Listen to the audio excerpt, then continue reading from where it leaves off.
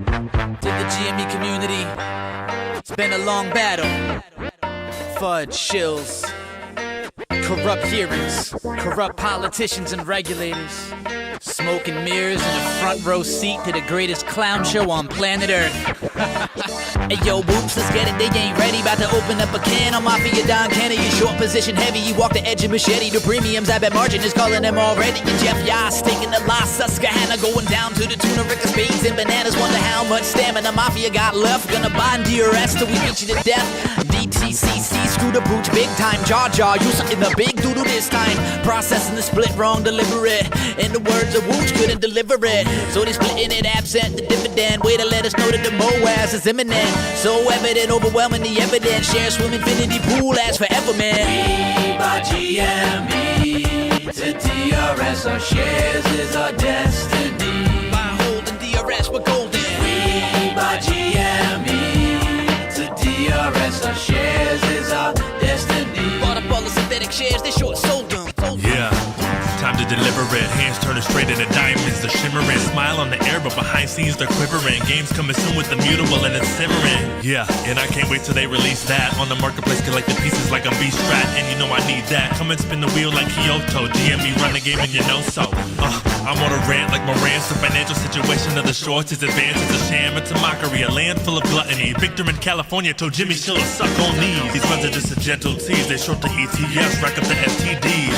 Feels like I'm on DMT, Wooch and DMT, shout out to DFB, I be like we buy GME to DRS, our shares is our destiny. By holding DRS, we're golden. We buy GME to DRS, our shares is our destiny. Bought up all the synthetic shares, they short sold them. Sold them, I hold them while it's getting swollen. Daniel W.S. got the memes of the Cohen. Dave Lauer, we the investors are so emboldened. Take back the power, collectors are in control. And time to get busy. Tinfoil theories, dizzy market dilly. Super stock broken down, get the word around town. Wooch and DMT up in the ears, turn it up now. And holler what now? Swinging around, go for chucks like Kung Pao. The MOAS coming, the world be like wow. Not looking pretty for finance committee. Time to wake up, Keith, rubbing kitty right now. Tried to warn me, you looking the other way. They like there is no war here in Ba Sing Se. I'm like, okay, don't escape Pompeii. There's a fork in history, you headed the wrong way. We buy GME to DRS, our shares is our destiny. By holding DRS, we're golden. We buy GME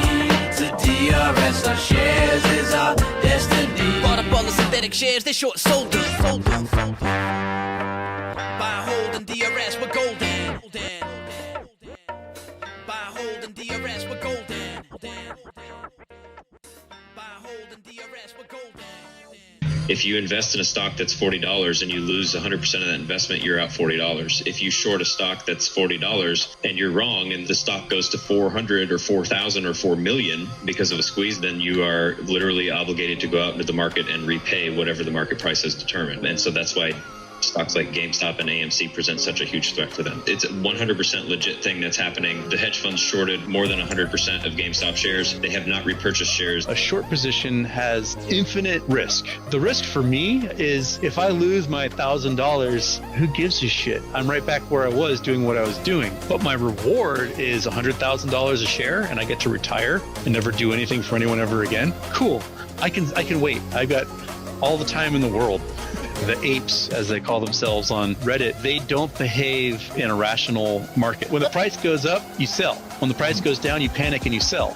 All they do is they buy and hold. There's no panic selling.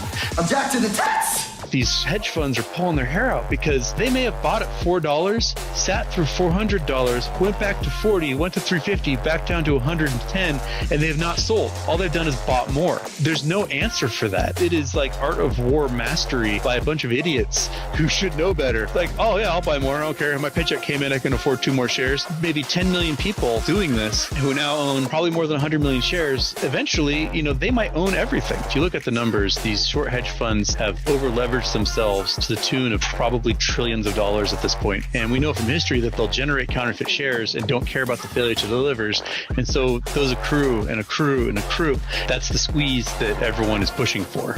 They're trying to draw it out as long as possible, and all they've done is just dug a hole deeper. We're going to wait, and we are going to wait, and we are going to wait until they feel the pain, until they start to bleed. That is what I want. But what about our clients who've entrusted us with their savings? I say when we sell. This isn't about you. This isn't about you. Hey, You're up inside Mahogany. I say when we sell. The trading computers at the clearinghouse, they don't care about price. They just need to balance the books. And so what they're going to do is they're going to say, okay, who has prices listed? Okay, there's $1 million for sale at $1,000 a share, buy all those. Okay, now there's $2 million at $1,000.01, buy all those, until they clear out those 840 million shares that they need to balance the books. I fully believe that there might be some weird, nanosecond where the only share available is some guy who put it for $420 million. He sells 3 shares at that price. Some guy who just put a joke price in to see if it would happen. So, what you're telling me is that the music is about to stop, and we're going to be left holding the biggest bag of odorous excrement ever assembled in the history of capitalism. I'm not a cat. I'm as bullish as I've ever been on a potential turnaround for GameStop, and I remain invested in the company. I also want to say that I support retail investors' right to invest in what they want, when they want. As for me, I like the stock. Thank you. Cheers, everyone. Pretty good.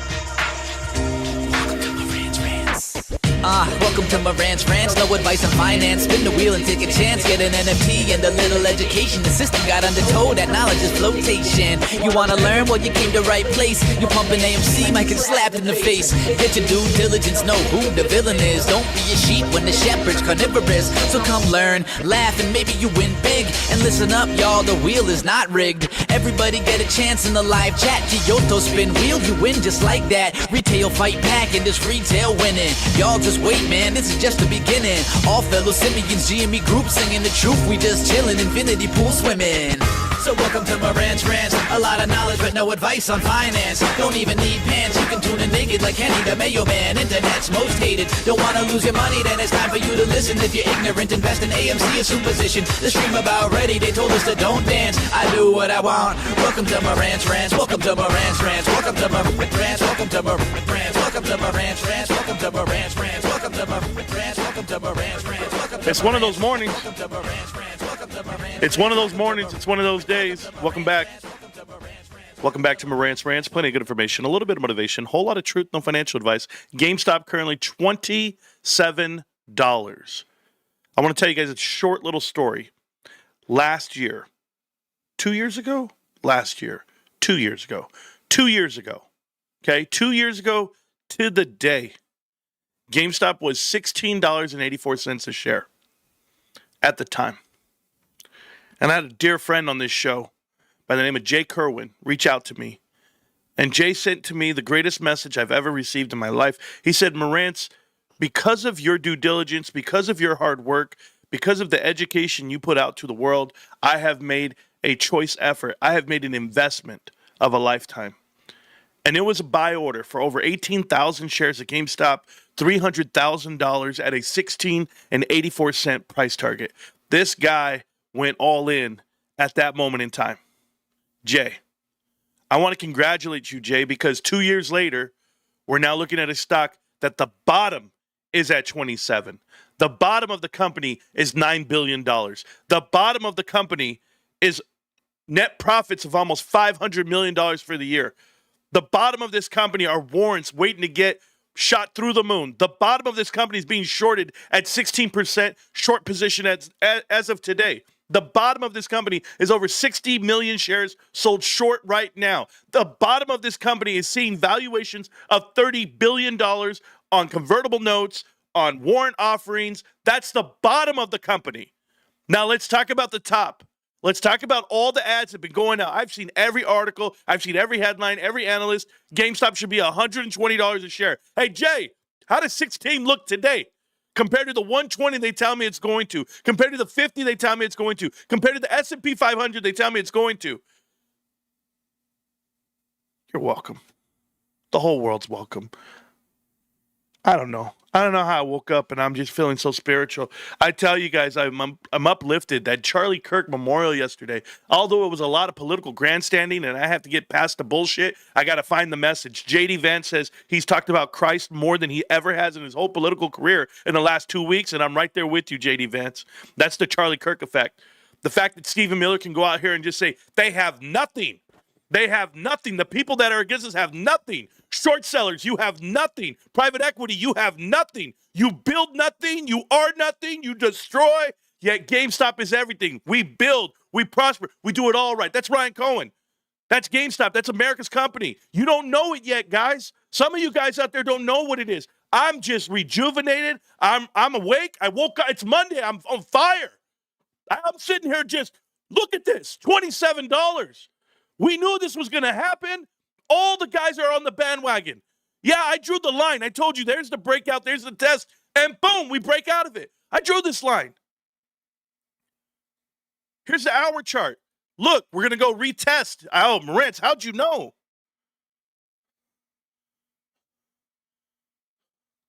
I got to calm down. I'm up thousands of dollars today. I got to calm down because those thousands are going to be millions. It's going to happen. You know, the Charlie Kirk memorial was 5 hours long. I live streamed it. I watched it. I watched it again. All 5 hours. I watched it again. I didn't sleep. You guys don't know. You know the way my mind works. Motivation works. It's so different than what other people think. And then I made a video last night on TikTok. I don't know. It hit like 10,000 views instantly, right? And then TikTok took it down. And I said, oh, you snakes. You snakes. Hey, let me tell you something. When you're right, they'll take your words away. They'll take your platform away. They'll do all of those things. Or they'll shadow ban you. I mean, look at us. Don't worry. Up and to the right. We're still growing. We're doing what we can. Get this message out. But you know what? The floodgates are going to open. The floodgates are going to open, and I'll tell you why. Because the truth about GameStop is going to get out. It's going to get out, and it's going to shock people. It's going to rock you to the core. Now, we're going to go over headlines today. We're going to go over a lot of narratives that are being pushed out, but I'm going to tell you guys right now, there's not a person in the world that understands, other than us, how great GameStop is. Other than the few 15,000, 20,000 people that hang out here, I'll round it off because we got 50,000 total on all platforms. How about we just go 20,000 people? The 20,000 people that actually watch the show, that know what the hell we're doing every month and week, do you guys know GameStop? Great. Awesome. We're 20,000 millionaires. We're 20,000 people that actually knew what the market was doing and why they were doing it. That's the difference here. I know people are looking like, how the hell does this happen? They're over leveraged, guys. They're stuck. And I came to this conclusion years ago when I saw how they won. You know, it was different. It was different back then because we had people pushing out the next investment. Like, I give you an example. Today, the new Bed Bath & Beyond via Overstock, you guys know who they are. They changed their name. They got the new ticker, whatever it may be. They issued warrants this morning, or an announcement of warrants. Come on, guys. Come on. Was that even on the table? Or are we just going to steal the name and now do the action? Just anything to get you away from it. It's like they're defeated right now. And they should be defeated. $27 is a scary number for a lot of people. If you guys think that that's just like a walk in the park number, like, oh, it's just 27, you just times that by 4. That's not what it is. This is $12 billion worth of market cap right now. $12 billion worth of market cap. Okay, listen, if they wanted it above 27, if they said that's okay, they wouldn't have pushed it sideways for 3 months. They pushed GameStop sideways. I'm going to show you the chart, and I'm going to show you how to read it right now. But there's a whole reason for this. I'm going to show you. So, this stock which was way up here on the gap down. Okay, look at it, guys. The gap down after earnings. Earnings comes out. Oh, GameStop did amazing earnings, by the way, on that announcement there. GameStop announced profit of $40 million, $44 million. They announced that they had a cash flow increase of $300 million. They announced they would be buying Bitcoin. They announced that they would do a bond offering for $2.7 billion. It was going to give them $9 billion of cash in the bank. Okay? All of that is true. All of that was announced. And what happened to the company? It went down. It went from $28, $27 a share all the way down to $21. So when that gap down came and you went sideways for 3 months, they're trying to shake you out. You're not going to shake us out. Like, you're just not going to shake somebody out of this investment if they do the due diligence. But that's your 500-day moving average right here at the bottom as support. We touch the 500-day moving average. Look at it right there. We come down, boom. 500-day moving average as of today is 2167. We're not going there. But as we go ahead and go sideways and it's a manufactured push down, you find true value. You found out that institutional investors increased their holdings 50% during that time frame. You found that plenty of shorts were actually closing. You went from 70, almost 80 million shares short, all the way down to 60 now. They're closing the positions. People are realigning themselves to run with GameStop. And this is very organic. This is very true because when the earnings comes out and they tell you, we killed revenue, we had a double beat versus EPS and overall, you're telling me that GameStop's making $168 million this quarter of actual profit to the bottom. There's no way you can stop this movement. You can't. Where companies are, and here's why. It's an over leverage of a couple things on this economy. The economy is actually going to go into a recession quarter one of next year. There's no doubt 2026 comes through and this world's going to start looking terrible. And I'm going to explain to you why. And it was set up this way. And this happens in business a lot. Okay. But it's a manufactured pump versus the dump. It's that bad. Okay. And I'll explain. The only thing keeping this economy up is business to business. Okay. This is not consumer to business. And then there's real indicators out here, guys. And maybe I'm too simplistic. You know, I grew up in the military where I had no money and I had to eat at the chow hall because I was in my 20s. And you know what I did the first time that I could afford to eat in the barracks? It actually saved me money and I couldn't fare. I said, wow, that's how you do it? You become an adult, you get a pot, you get a pan, and you buy Hamburger Helper? That's all you got to do. Buy Hamburger Helper, buy some ground beef, and now you got a meal, and that meal lasts you 2 days. Buy 1 pound of ground beef and a Hamburger Helper box, and you have food for 2 days. I didn't know that. Remember, I'm a child. I'm ignorant to it. But I'm going to show you guys this crazy indicator about you being hungry and about the U.S. economy. Look at the screen right now on YouTube. Sorry, TikTok, but pay attention if you're listening. Hamburger Helper. When the going gets tough, the tough get going, and they start eating this one-pan meals. Hamburger Helper has increased right now in sales 14.5% this year, meaning families are doubling down on saving money because they have to. These are indicators of what's really happening. An additional boost of 7% on rice, tuna, salmon, sardines, and boxed mac and cheese. Let me tell you, I've seen everything go out by the pallet. If you don't think they're preparing themselves, people are feeling the pain of the economy. These are those indicators that people don't pay attention to. They're right there in front of you. And now, why is the economy going to cripple come quarter one of 2026? I'll explain to you the calendar quarter. I'll explain to you guys exactly why. When Trump announced tariffs last year, that ignited everyone to start buying and overbuying. He gave you a deadline of when the tariffs are going to come into play, and all the consumers, including the producers and the distributors, overbought product and did mass sales. They actually sold more. That's why revenue was up. Everybody's like, how the hell? It's a spike to the economy via fear. That's what it is. It's almost like a COVID fear. You thought, oh, COVID shut down the whole country. We're dead. No. Toilet paper, Lysol, Clorox, bleach, all that sold like hell, right? Hand sanitizer. Have you ever bought hand sanitizer a day in your life before COVID? No, you haven't. But I'm just telling you now, this is what happened. It was an international thing where you could no longer get your products without having a tariff on it. So everybody bought more. Go look at the numbers. It's all there. That's not going to happen this year. So when you annualize on the number, I'm going to see some fallout. That's what I feel. That's how I do my math, and that's how I see it. So I think you're going to see true fallout come quarter one. It's going to put people into fear mode, and they're going to blame Jerome Powell. They're going to fire Jerome Powell, and or he's going to walk out the door come May. He will not be re-enlisted, re-upped for the Fed. So this is what's happening. Your fall guy is already named. Your reasoning was produced by Trump, and now you have this ability to do it this way. It's my opinion. Is it true? We're all going to be here and see how it all plays out, but I'll be here with you. In addition to that being played out, I want you guys to pay attention to this right now.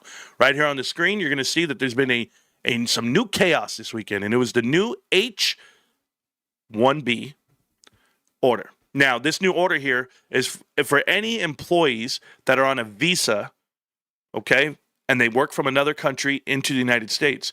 What Trump did was, instead of it being $215 to have that employee, and I believe it's for the insurance of the employee, if I'm not mistaken, but it wouldn't matter.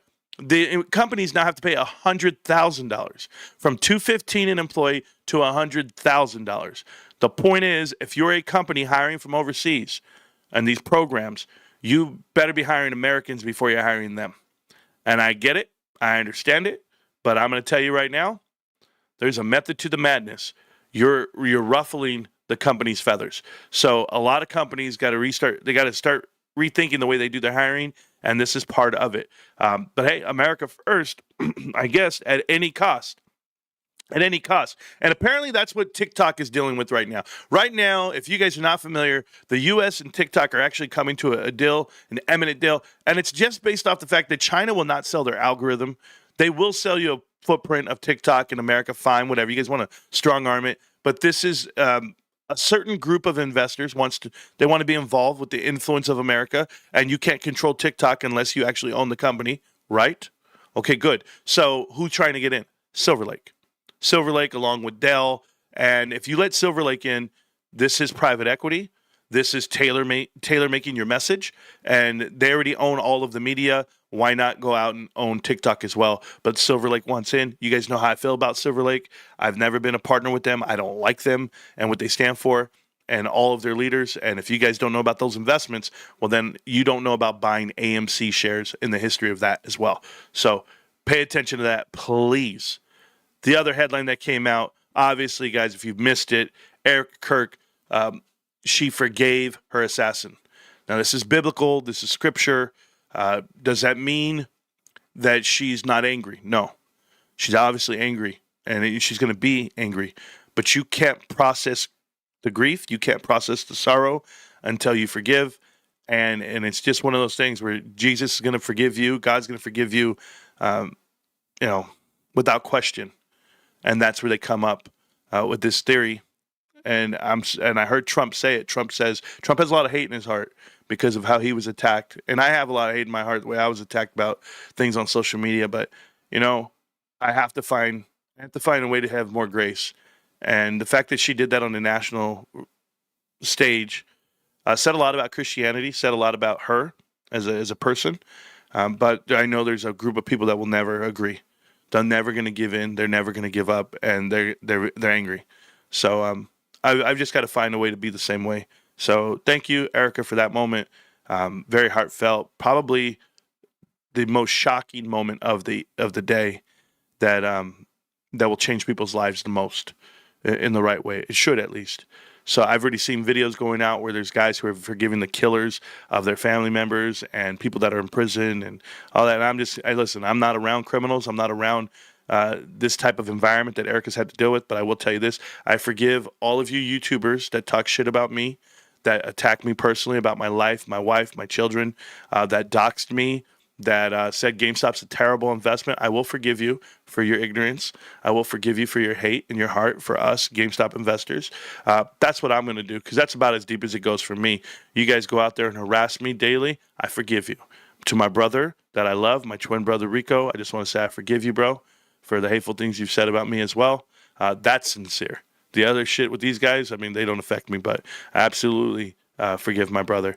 And shout out to Eric Kirk. I mean, more than likely, I had said this just a couple days ago. I said I think she'll get a run with vice president first, and then she'll become the president eventually. I think that'll really happen because she's the most powerful woman in politics today. with her being the chairman and CEO of Turning Point USA. They have the most influence on the youth, certainly at the level from 18 to 24, what they call the abandoned male or the lonely males. And I'm just telling you right now, back in the day, guys at that age were getting married and having babies, knocking it out. I'm no different, but I was raised that way, so it's just a little different. So that was big news over the weekend, guys, that I want you guys to see. The other headlines that happened over the weekend, and this is just some of the extra stuff happening right now. There was a cyber attack in Europe, okay, on the airports, including Heathrow, and it disrupted flights all throughout Friday. I don't understand cyber attacks and airlines. I don't get it, but book a flight, get on a flight, feel good. The Trump administration, they did talk about, I mean, Trump went off board last night when he was doing his speech. God, dude, you guys saw me erupt. It's politics and politicians politicking, in the moment. So they're on a grand stage and they got millions of people watching. They start talking that bullshit. And all they had to do was just remember Charlie for who he was. And that's where I disconnect with a lot of the people talking. If you're not going to focus on what Charlie is, who he is, and what he represents, it's not your time to use that. It's about this whole crisis, right? They go, we can't have a wasted crisis. And I'm always like disgusted at it. And I was disgusted. Although it was a beautiful event on all of that, it was just too manufactured, it was too perfect for me, personally. The best part about it were the first speakers, the ones who actually worked with Charlie, the ones that grew up with them, the ones that had stories about his kindness and as a person. The last part that I didn't like is the grandstanding, political grandstanding. And guys, you guys already know, I lean right, I am right on all of that. I'm conservative till the end, but that's just not the moment. It's not the moment. You're giving fuel to the left because then they're gonna victimize the movement. They're gonna tell you, well, you guys took the time to go out here and do that. It's like you could do no right or wrong, I guess. But President Trump really got me. Okay, he really got me because he was just talking bullshit and blabbing.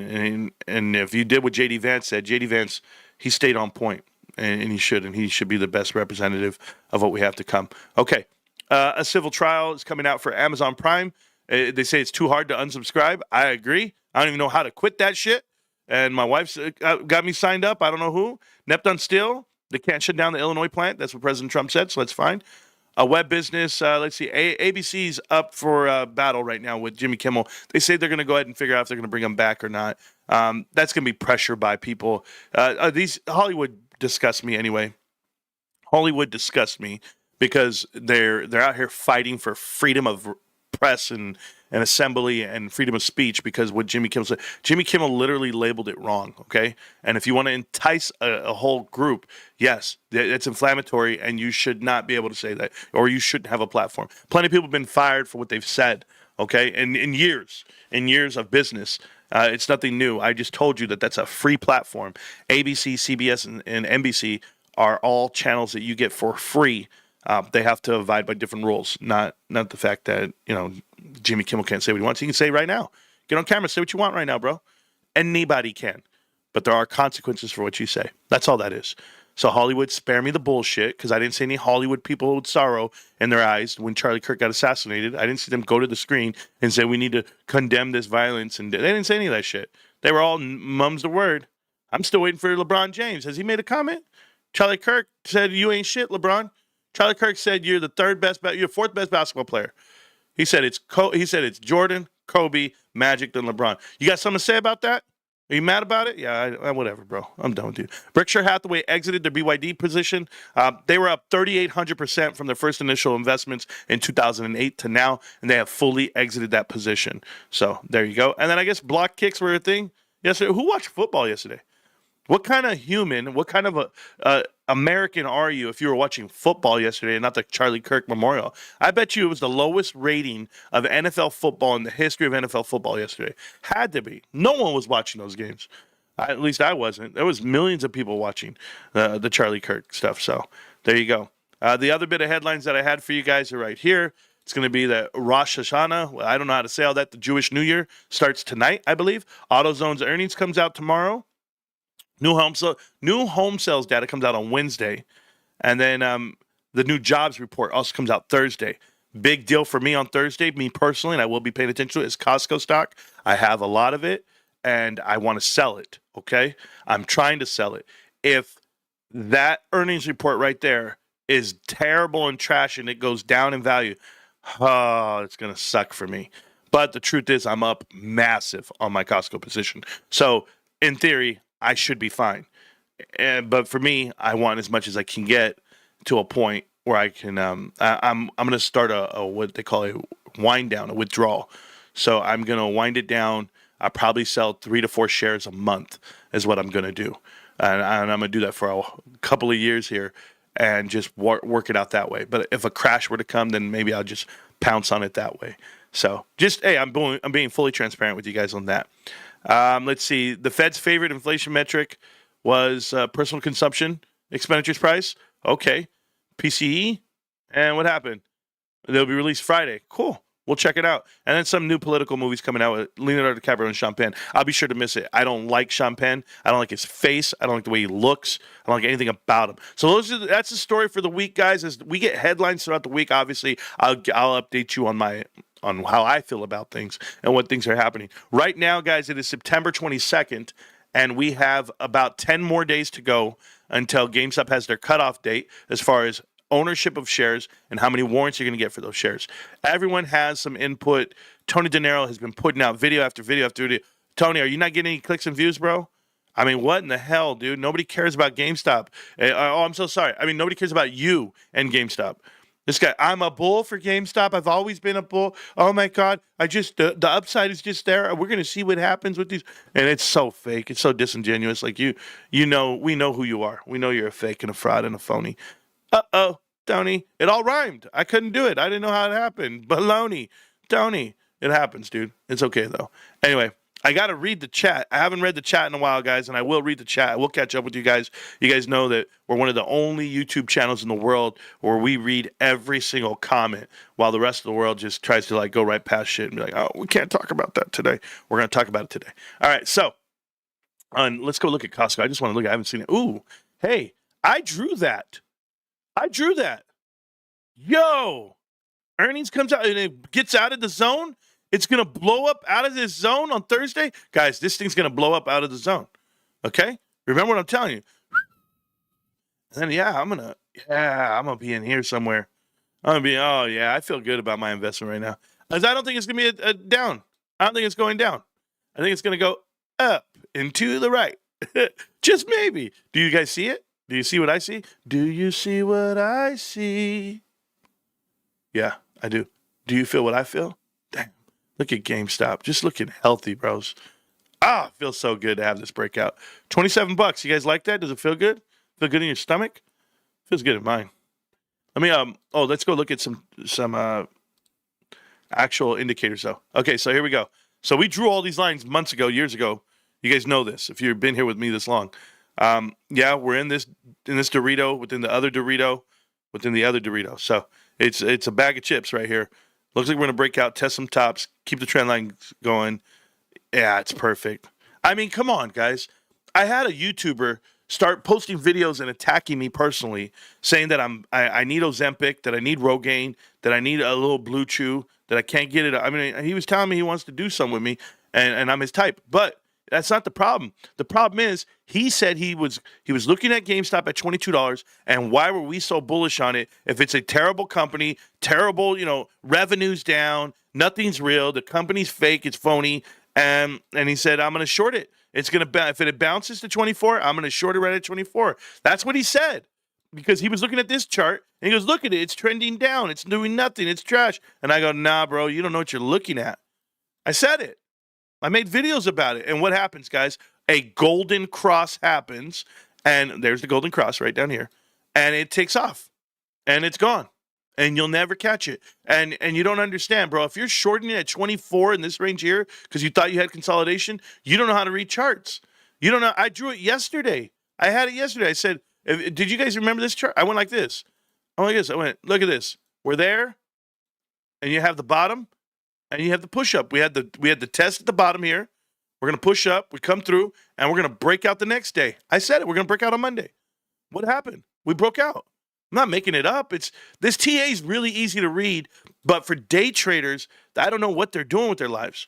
This is an easy chart to read for GameStop. it actually moves with the flows of the market, the ebb and flow of markets. And it has to, because at some point Wall Street has to stop lying to themselves about what $10 billion of cash means. Because that's what GameStop is going to have, by the way. They issue warrants. People are going to exercise. They're going to raise a lot of money. So they're going to have plenty to issue and raise. Here's the weekly chart. On the weekly chart, guys, we had the golden cross. It was here a couple of weeks ago. Now, whenever you have a golden cross, I want to make this very clear, you're running. That means that the 200 moving averages of this same chart or metric you're measuring, in this case, 200 weeks, okay? We are at this level of $27.01. That would be, for the 50, would be $25.81. For the 200, would be 24 flat. So we actually moved past it in a short run of 50 weeks, which is 1 year. You have a 1 year run where our average is higher than that $22 that we were at, $23 we were at. So for them to push us sideways when we have a golden cross, it was like a slap in the face. It was like, there's no way this is a $22 stock. There's no way you can tell me, because we had, right here, you had higher lows and lower highs. That's higher lows, okay, and lower highs. It keeps getting pushed down. This is your apex. This is your capitulation state. This is your rocket. This is your divergence. That's all it is. Divergence would be, okay, the trend is going down, yet we're really going up. And when we meet, we catapult. And that's exactly what happened. It's rhyme and reason at this point. We'll go test the top of this Dorito, we get pushed down a little bit, and we break through eventually. But this is math, guys.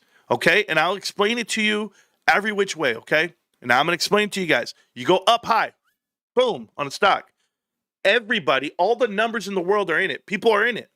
As it keeps coming down in value, all of these people are still here. They're not selling off. And how do you know, Marantz, they're not selling off? Because the bottom of the stock is actually going up, meaning more people are buying in and moving it, right? Well, a tide lifts all boats. So this tide is coming in and raising water, rising water. As it comes up, all these people that are in the money and getting in, and the price keeps coming down, they find value in continually buying in, because now they're DCAing all the way through, dollar cost averaging. They're bringing it down. Well, the volume itself, as it goes up, increases. As it goes down, the volume dissipates. That means there's no volume at these low levels. Let me show you what I mean. Right here, do you see these candles at the bottom? You see the candles at the bottom, perfect. So these candles are big, okay? That's your volume, those candles. But as the price goes down, the candles get smaller. The volume is stagnant. It's a quiet world. But when the price goes up, it goes up. As the price goes down, it doesn't go. When you have these spikes of volume, these are not sell-offs. These are actually buying, because you have to know how to do the deductive reasoning of, hey, this is manipulated. This is not right. I'll give you this example. The price came down, all the way down. What happened? You had volume increase through the moon, because everybody found that price to be what? Very inviting. Same thing here. Very inviting price. You bring it all the way down, we have a very inviting price, and now we run back up. So you push us down, we were supposed to run back up, and you know what they did? They went sideways. They suppressed price action. They held it in place. That's perfect for us. What we do for the last 3 months? Accumulate. I put in over $6,000 over those 3 months myself. You guys have seen it increase right in back of me. So right here, boom, we're going to start running and testing. This is just stock. This is the way it works. And pay attention to it all if you can, okay? Now, your Harry Parrott, the partnership with PSA was a big deal. I also like that it's a partnership between a private and public company, both invested in collecting. Okay. We'll talk about that in a minute. Oh, he's right here. When GameStop went into trading cards, that's what brought me back. Trading cards are an alt investment market. Let's go. Okay, cool. Harry Parrott. So we'll talk about business in a minute, like why it's doing what it's doing. You guys know that you're never going to know about your investments unless you go eat them yourself. All right. I'm gonna put money into a restaurant. Okay, cool. Did you try everything on the menu? Have you frequent the spot? Because remember that restaurants are repeat business. You can't thrive on one-timers. You can't thrive in the world of retail without having a reoccurring customer, a repeat business customer. It's the layered growth model. We're going to layer the growth. That means that we are going to have minimal changes from year 1 to year 2. Year 1 to year 2, you're going to have the same shopping experience. Year 1 to year 5, those people have the same shopping experience. And what does that mean? They actually spend just as much money in year 1, 2, and 3. There's no downfall. There's no taking the foot off the gas. They actually increase, right? This is culture, this is habits, and this is retail. So what can you do to keep the margins going and still, I guess you could say we're going to give you a reason to shop, right? With their membership program, things like that. So if you guys remember, a couple of years ago, GameStop increased the price of their membership. They increased the price of membership, and then they set up guidelines for what they will give you back for that membership. They're going to give you $5 off of every month. They're going to go ahead and give you an additional percentage points on trade-ins, and then if you're buying the cards themselves, you're a pro member, you get more money on trade-ins and cash if you're going to do it that way, or sell off, however. Or even when you're purchasing, you get a bigger discount. So all those discounts are built in, right? Okay, good. So now that you have all your discounts built in, and you have this, what they call the CAC, the customer acquisition cost, you're going to actually pay how much money to get this customer and keep this customer. Well, that's what you do with these incentives of a credit card, incentives of the actual membership program. There are losses, okay, from a business standpoint. Well, where do you make up those losses? You can make up those losses in margin. You can make those losses on online and payroll. You can make those losses in controllables. Okay, your controllables, payroll, benefits. Now, if you're familiar with GameStop, they have changed the way they pay their store managers. Just 3 years ago, they gave everybody RSUs, every single store director RSUs. Well, that was kind of a deterrent in cash, and I'm going to explain. They closed 1,000 stores, guys. 1,500 stores. That means those people, those individuals with RSU didn't get them, and or they expired worthless, or they didn't get a chance to sell them. They didn't get as much money out of them. GameStop didn't lose cash. They gave up shares that they awarded, but then it didn't get added to the bottom line after all. It was a really big move. If you have a store that you're going to keep open and you're going to be there, great. Now you have incentive to go in there. They sold them at $28 a share, guys. To give your employees $28 a share, that's the valuation they're giving Wall Street right now. Do you guys understand what I'm telling you? GameStop's prepared to sell 1 billion shares at that $30 threshold because they are a $30 billion company. You see, they're doing it this way because the S&P 500 requirement is 22 billion. They want to be over that threshold. Once they're over the threshold, now what's your excuse why GameStop's not in? Right? We're profitable. We make money. We're growing. Everything you want to do. We're an asset to the GDP. And you go look at other companies who just have the metrics, who just have the numbers themselves, like a MicroStrategies, right? So I see GameStop doing things different. They actually changed up their hours of operation. That meant a lot for the amount of employees you need to cover shifts, amount of part-time versus full-time. And that comes into play with a lot of other things, guys. And I'm just telling you, if you had what we call general liability, if you had GL issues, if you had WC issues, workman's comp issues, the way you pay them out are different from part-time to full-time employees, benefits all being the same thing as well. So hours of operation and the ops side of it, SG&A, that right there told me that GameStop understands business. They understood what they needed to clean up, and they renegotiated everything. Now, yes, the female way of crying about shit, and I'm going to tell all these naysayers on Reddit, and when I say female way, guys, don't take it personal, ladies, okay? I'm talking about these wannabe men on the mic who are just crybabies. Retail employees deserve a voice. Retail employees, they're this, they're that. And I'm just like, it's a retail entry level position. I'll find someone else that can find value in it. If you want to be a store director and you have that in your heart, let's do it. Let's have you do sales propositions. Let's have you go up there and give the actual value proposition for what you're offering. You want to trade in a PlayStation 5 and you want to buy the new Switch 2? Awesome. Here's what we're going to offer you. If you're a pro member, we're going to give you additional dollars. If you have this, if you have the controllers, the headsets, everything's in good condition, we're going to give you addition. You start giving value propositions. That's the conversations, lifestyle conversations. You're going to buy that you're going to buy the Switch 2? Awesome. How many kids do you have? You have 4 kids? Well, guess what? We have a deal on controllers right now, especially if you buy the CondiCon controllers. You don't have to buy the actual Nintendo controller. CandyCon is amazing controller. It doesn't have stick drift. You can actually redesign them yourself. We can have, and guess what you're making? You're making money on margins and you're giving value propositions, but you're having lifestyle conversations. But this is what the company needs. It needs more of this than just a ma'am. Maybe you guys don't know the meme, but it's okay. But we'll keep talking. What do you think about the gap fill at 23.62? Likely to get filled before or after a run up, or maybe never? Never. No, Vic, I don't worry about gap fills at 23.62. Let's establish one thing, okay? If the price were to go down to 23.62, what do I think about it? I smile. Why do I care about price action? Like daily price action. That doesn't even matter to me. Doesn't matter to me one bit. What does that have to do with the company? I want to check the temperature in the room really quick for everybody. This show and this channel and me, I don't care about the stock market. You guys are going to piss me off like I've never been pissed. I don't care about the price. I have it there so you can look at it, maybe, whatever. I care about the company, the fundamentals, what it really is and what it's going to be and what it's going to be one day. That's what I care. You guys out there, oh, well, what's it going to hit this week? Is it going to come down before it goes up? Is it going to do? Who cares? If it does, great. Then you're going to cheer because you're going to be able to buy more at 23. You know how many people in this room just keep adding and adding and adding every day? That's all you do. Get your head out of the bullshit. I hate the question, man. I hate it so much. You have no idea.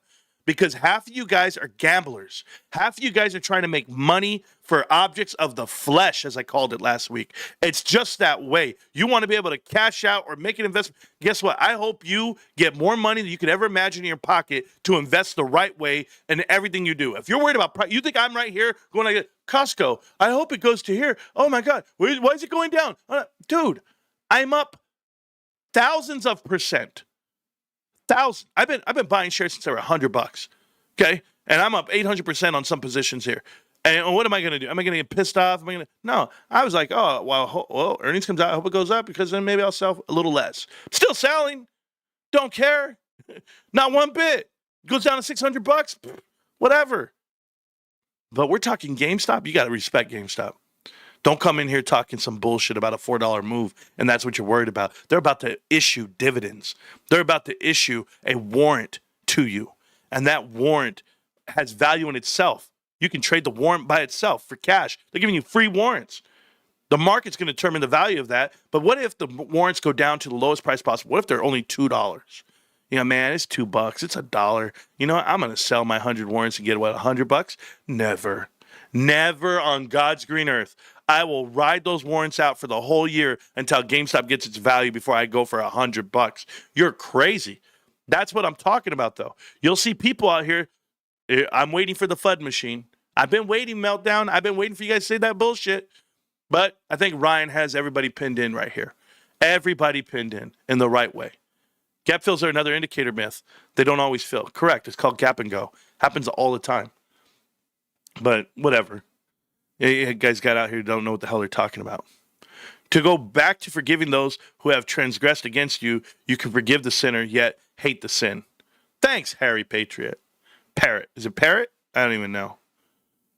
Speaking of which, just got Burton's 2 shares today and posting Discord now. Good job, man. This will always be the disconnect. Investors versus traders. You invest in a company. Thank you. Thank you so much. Just because you can doesn't mean you should. Thank you, Larry Chang. Well, you guys are quoting everybody, bro. Socrates once said. Aristotle said. Nah, I say Rance once said. Hi, millionaires. What's up, bros? How we doing? How we living? What? How we living? In living color. Thank you, Amber. Appreciate all the love and support of the show and the channel. Let's go check out GameStop, the company. Maybe you guys know about it. Maybe you don't. GameStop, the company, has this beautiful website, okay? It's called GameStop.com. Now, when you go to this website, in here, I still don't see PowerPacks.com anywhere, and I'm looking. PowerPacks.com is GameStop's newest website, but if you actually go here to the website that they built first, they have cards for sale. I like these cards that they have for sale. They have plenty of them. You go in there, you find some nice ones. They're expensive. Caleb Williams rookie card. Why? Because they beat the Cowboys yesterday? Nobody gives a shit. Anyway, 1,807 cards. I like a lot of cards. I like how they get pumped up. Look at this. I like this one. Rookie of the Year, PSA 10, Caitlin Clark. That's a nice looking card. That's a nice. Maybe one day that'll be worth some. If she stops getting hurt, we'll be okay. Let's go check out my orders. So I have some orders I got to look at. My online orders for GameStop. It's going to come back up so I can get in there. Let's go. Come on. Go back. There you go.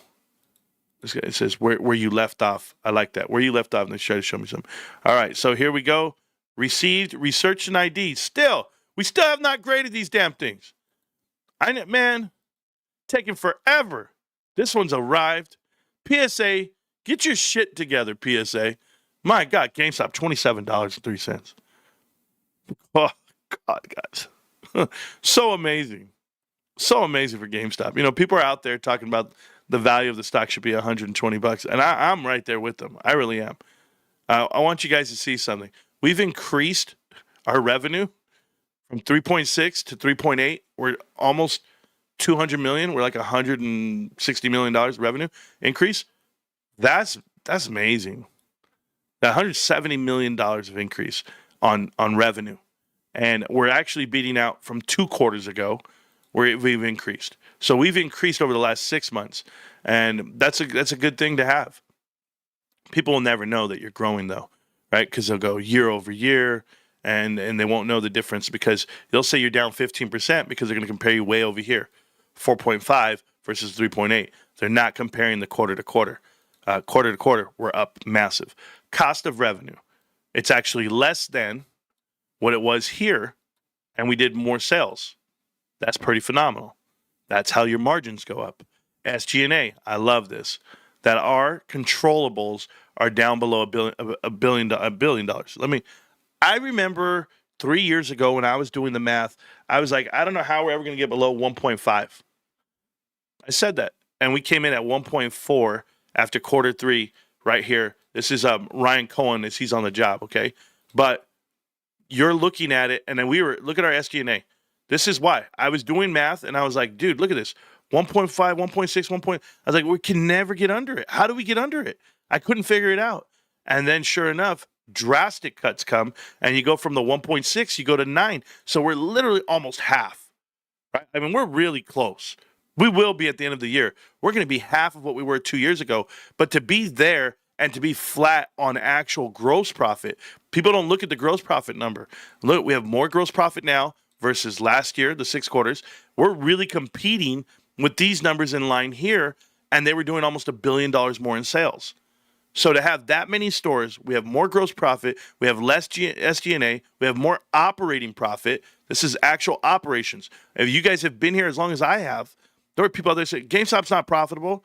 They lose money. They only make money because of interest. And they said that back here when GameStop was losing $500 million a year in 2023 in ops. Yeah, we had a terrible run company back here. But with all of this being here on the books and people talking shit, people making videos and doing everything they do in the media, you went from losing to gaining. And that right there in itself, to be negative 500 million and now to be positive 144, just ops, not interest. This is not interest. This is not cash on hand. This is not an inflated number because, they just have it because they did offerings. No. These guys have changed the game from losing 517 to now plus 150. And you go do your math there. That's a $650 million swing in profit, gross profit for this company. That's how they're operating. Now, when we throw in the interest, it's a monster because it's really going to be 320 after you play it all out. I mean, they got $11 billion coming to them. I can tell you what 4% of $11 billion is, and you do that math, but about $550 million plus whatever they end up doing on ops, right? I mean, I'm just saying $700 million is a reality. It really is. By next year, $700 million of profit is a reality for GameStop. Some people understand. At this moment, they're 362 net profit. That's a complete swing. That's an amazing accomplishment. And this is why GameStop's net income growth has gone up by 1,800%, 736%, 752%, and no one's giving that value. We're talking about hundreds and hundreds of percent. If it were any other company, if it were a startup, if it was a new IPO, anything, you would be like, how the hell do you have $10 billion, zero corporate debt? Yes, you do have the bond net debt, but you have zero corporate debt and you have no covenants, you have no loan facility, you have no one telling you what to do or controlling the outcome of your company other than the shareholders themselves. This is an amazing company. It's an amazing thing to look at. So until they show me that they're going to give me value for the EPS growth, 1,500%, 494%, 481%, you can call it dilution all you want, but even on the diluted share base, we're still up 481%. So what do you really see? On the basic, 81 cents a share. That's phenomenal, considering quarter four, quarter three are still not here for this fiscal year, that we have these massive margins. We went from 24% to 30%. And just to do that round, that's 600 basis points, guys. In the world of finance, if you're doing $3 billion, $4 billion, 6 basis points would get 600 basis points. You're looking at changes of around 18 to 24. And I'm talking about 18 to 24, meaning 180 to 24, $240 million swings. You're looking at $250 million swing on that margin itself. Absolutely, guys. Absolutely. And you can explain it and you can show it. Free cash flow. Free cash flow is another one that people need to look at. When you're doing a metric like a PE ratio, do your FCF ratio. You're looking at over $1.01 per share. No such thing as diluted share on free cash flow. But if you're over $1, what's your PE ratio right now? We're trading at 27. 27 on an FCF ratio. Nobody does that. Nobody trades for cash. And yet that's what you're doing right now on GameStop. You're getting a dollar for dollar and profit margin. So I can show you numerous companies that operate and make a profit and run their company off of 1% to 2%. Those are companies that are fully leveraged. Those are companies that have been around for 40 years and they've learned how to maximize every dollar. We are still in transition mode. Guys, my point being, GameStop is at the bottom of what the company is and what they will do for the rest of your life. This is the bottom. I came into this show telling you, Jay Kerwin, you bought in at the bottom. 300 grand straight to the bottom line at 16 bucks a share when they were doing what with their margins? When their margins were 16%, okay? When their actual profit margin was losing 5%. When they had no gross profit margin, they had nothing. They didn't have you have nothing operating margin. You have nothing free cash flow. You have only $1 billion of cash on hand at the time. And now that investment is sitting on $10 billion of cash, 30% on gross profit margin, 10% on profit margin itself. Ops margin, you're already so far ahead of the rest of them. And we're just talking about one-timers that you're up against. Guys, when you shut down 1,000 stores a year and you guys close off these fulfillment centers, logistics itself, all of that has expenses and costs. You are going to receive the fruits on the other side of that when you annualize on that number. I've said this plenty of times, and you're seeing it, and it's all true. You're annualizing on margins right now versus the decisions you made 2 years ago. Can you imagine what it's going to be like 2 years from now? I can imagine it's going to be something in the 40s. You're going to look at gross profit margin in the 40%. You're going to look at ops margin in the double digits, 10%. You're going to look at profit margins over 20%. You're going to look at free cash flow on an average 10 to 20%. That's the business. And when Wall Street sees that, you're going to start getting priced action and multiples like you do on Palantir, like you do on, and we could use retail, for example, but Ultra Beauty. There's other companies out there that they actually given a premium based off of who runs them and who owns them. Why is this guy? What? Hey, what's up? Yep.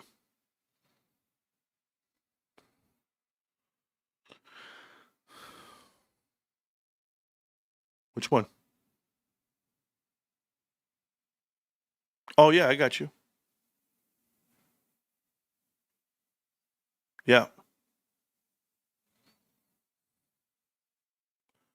Oh, that's easy.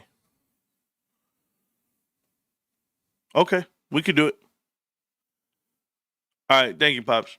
All right, bye. That was my dad. I answer the phone for my dad no matter what, but this guy, he's not watching the show? Not what? Anyway. Morantz, could we start a fundraiser to get Pedro Martinez cards off the site? Poor Pedro not getting any love. Those cards been there for a while. Oh, Pedro Martinez, one of the best pitchers of the 2000s. Not one of the best pitcher of my young life growing up. Yeah, no, you're ridiculous, bro. That's what you wrote in the chat. Okay. Let me keep going with what I was talking about. I don't even know. My dad threw me off. You guys don't know why this guy called me right now. Hey, Morantz, next time you come over, can you help me? Can you help me turn off my auto bill on it's like he's in some apps and shit. Like, yeah, Dad, whatever you want, man. Yeah, man. And then he says to me, look at this. It's September 22nd. He called me and said, hey, but I have 2 of them that I'm auto billed on until like January, and I want to keep those until January. Oh, so you want to finish out the year, Pops? Okay. What for? What is this? Just call it a day, bro. You need that $6. I got you on the $6. Whatever, man. I'm down, but shit. I love that guy. Call Reek. Reek will help you. Nah. All right, I'm back. Sorry, guys. That threw me off. Sorry, TikTok. Nolan Ryan, greatest pitcher, is what you meant to say, of all time. Ooh, that's subjective. I know Nolan's like the best. He really, really was for almost 4 decades. He played in the 60s, 70s, 80s, and 90s. But I think he got drafted 69, right? His rookie year, the Mets. So anyway, Houston, Texans, Mets. Who else did he play for? Those only 3 I can think of right now. Yeah, Texas Rangers, Houston Astros, the Mets. I thought there was a 4th one. I don't know. But I don't know if he's the greatest of all time. That's tough. That's tough, man. I mean, his records will never be broken. I get that part, but I like the big unit. I like Randy Johnson. I like Roger Clemens, too. All right, Greg Maddux. Some really good pitchers. Oh, he played for the Angels. Yeah, there you go. I knew it was 4 teams. Yeah. It's just a little different. He might be the best, though. But, who really cares who's the best at anything? Are you the best? Are you the best version of you? That's what I would like to be. $27.02. I got to be a better man every day. That's just it. All right. Let's go back to GameStop. Bro, I was in there. My dad, he threw me off, man. He slowed me down. Stop answering the phone, Morantz, but I got to answer the phone when my dad calls. It's just me. All right. We're back here. Next thing. Cash money. Cash money millionaires. GameStop has $8.6 billion, $8.7 billion right now. They also have $500 million worth of Bitcoin. So it comes out around 9.2. But now they're doing an offering for $1.8 billion on these warrants. You guys do whatever you want with the warrants as far as exercising, whatever you want to do. If the price comes down in warrants and they're pennies at some point or they're dollars, I'm gonna make sure I buy enough warrants to make a difference. Clayton Kershaw is extremely overrated. Extremely overrated. Like, you guys all giving him the love in the world, and I'm a Dodger fan. Dude, I mean, no, I'll say it. The new shoeless Joe Jackson via Bowman 2025 will be hot. Okay. Who the hell is Jerry Kuzman? What the hell is that a card? I don't know. Okay. My average is 27.51. Should I continue to hold once or sell when it gets there and try to get in on a pullback? This is so stupid. Are you serious? Are these the questions you wanted to ask, bro? Hey, what do you say your name?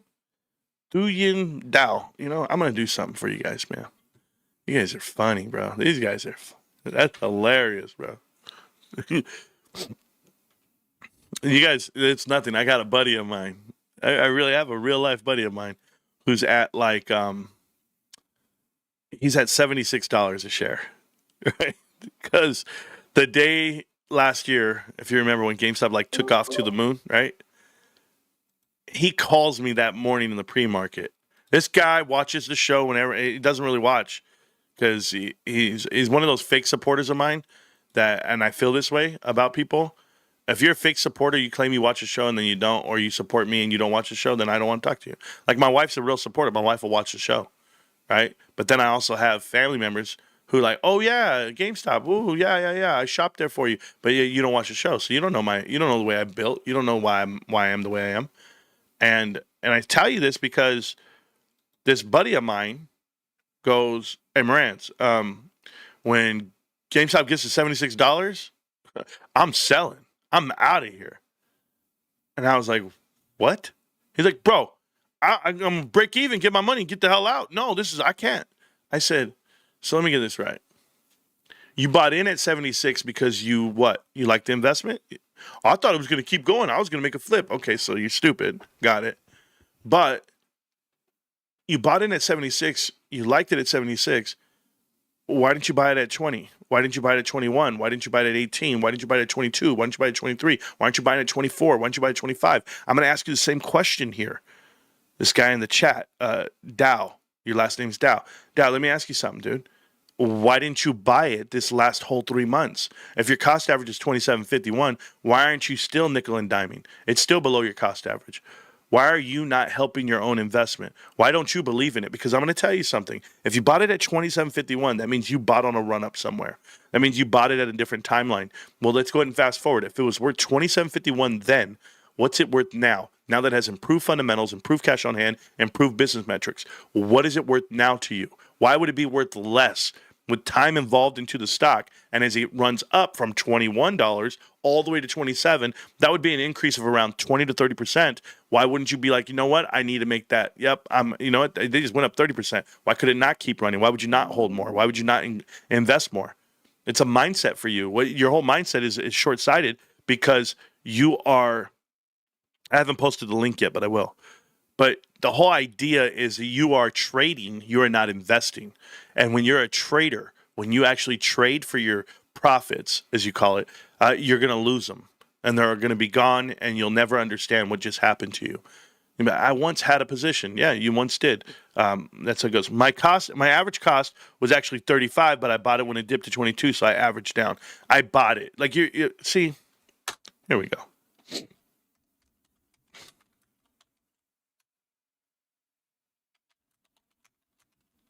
I'm posting right now the Discord link, guys. If you guys want to join the show, come on in. I will talk to you if you have any questions.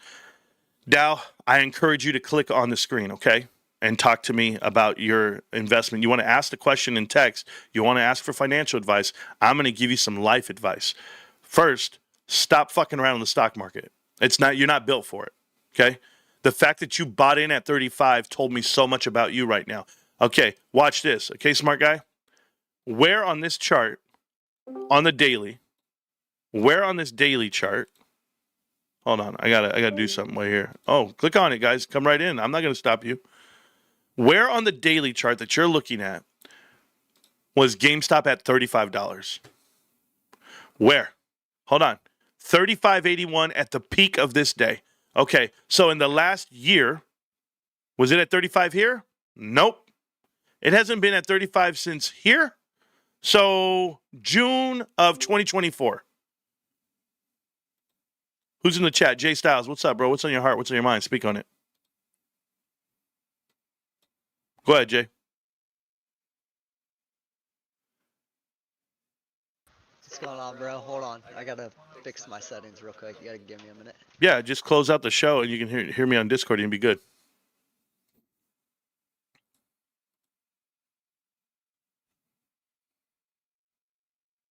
Dude, I want to know why you hate on call buyers so much. What do you mean? You hate people who buy calls on GameStop, bro. And I just don't understand it. Like, there's responsible ways to buy calls and just not gamble. No, I'm asking you. When did you hear me say I hate call buyers? Dude, every time anybody says anything about calls, you spaz out. When? All the time. What do you mean? You're spazzing out right now. I don't understand. Oh, I'm not spazzing. Okay. So All right. let's establish something. Can we establish it first? Yeah, let's go ahead. Okay. So call buyers, you said, right? Yeah, call buyers. Cool. So you can buy whatever you want. Why would that matter to me? I don't know. It just seems like when people come into your chat and say they bought calls, What? you get upset about it. You think they should buy shares instead, which I agree. They should, I think you mishear the conversations. I don't think so. Okay. So what I've also talked about, maybe this is where you're getting confused, but I've talked about people who write covered calls and sell covered calls. Yep. And they actually put their shares, what I would say, at risk for a premium. 100%. But still, like, Huh? I mean, what's Richard Newton? You know what I mean? He actively trades the stock. Yep. You know what I mean? I don't think there's anything wrong with trading the stock. Maybe not writing yourself out of your entire position, but why would you not want to accumulate? I love more? this. You know what I mean? I love this conversation. Are you going to be the spokesman for Richard right now? The quitter? No, The quitter of I'm the just community? saying. Oh, he quit the community? Yeah, so let's go ahead and talk this out, though, and why. Okay? Why? I don't think he's still holding GameStop. That doesn't matter. See, you're not understanding what this is and what my criticism is of him. He lied about what he was doing. He was making content saying the different stance, and then a year later he comes out and says, "I've been trading options since 2024." You lied the whole time. You have zero integrity, zero transparency. That was the frowning upon point of that. I don't care what you do with your money. Make that very clear. You want to buy calls? Buy them all you want. You want to gamble away your money? See if you can actually get a price action on it. I'm trying to figure out why you're buying calls on the stock that's not volatile at all. Where is the volatility that I've been missing? I just went 3 months and the price went from 22 to 23 over 3 months. Where's the volatility? See, buying weeklies would be dumb. Even buying monthlies, whatever. You got to go at least 6 months out. Oh. At least, right? At least Because GameStop's in a clear fucking channel. I mean, you can tell, like, in the clear 20, channel. 22 is 100% is. Mm-hmm. 20 to 22 is the bottom, and then it's around 36 would be the top. Oh, I right love now. that. If it goes any higher than 36, 37, it's gone. When has it hit 36 in the last 14 months? You want me here? I'll stream my show my screen. No, I have the chart. It hasn't hit 36 in 14 months. What are you talking about? Okay, the channel is moving up. I'm saying right now. Oh, the channel's moving up. 36, Oh, okay, cool. 37. Let me show you my chart. Oh, yeah, no problem. You have a chart. That's what I love. I mean, don't we all? No, I don't. I don't have a chart. You want to share the screen, right? Select the tab. No, well, you gotta request to share the screen. Is that what you're doing? My stream's up. You can just click on my name in Discord or click on my stream in Discord or whatever. Oh, right there. Watch stream. Okay, I got you. Hold on. Yeah, hold on. I'm gonna put you up on the screen. That's why. So give me a second. Oh, okay.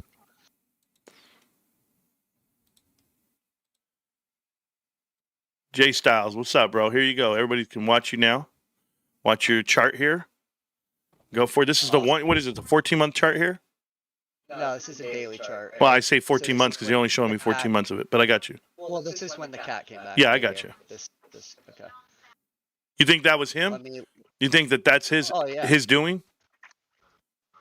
No. Okay. I mean, I'll go back further. Right? It's been in this massive downward wedge that it had been in forever, and he came back right here. This is where he tweeted, like the chair tweet sitting up. He just timed the exact bottom.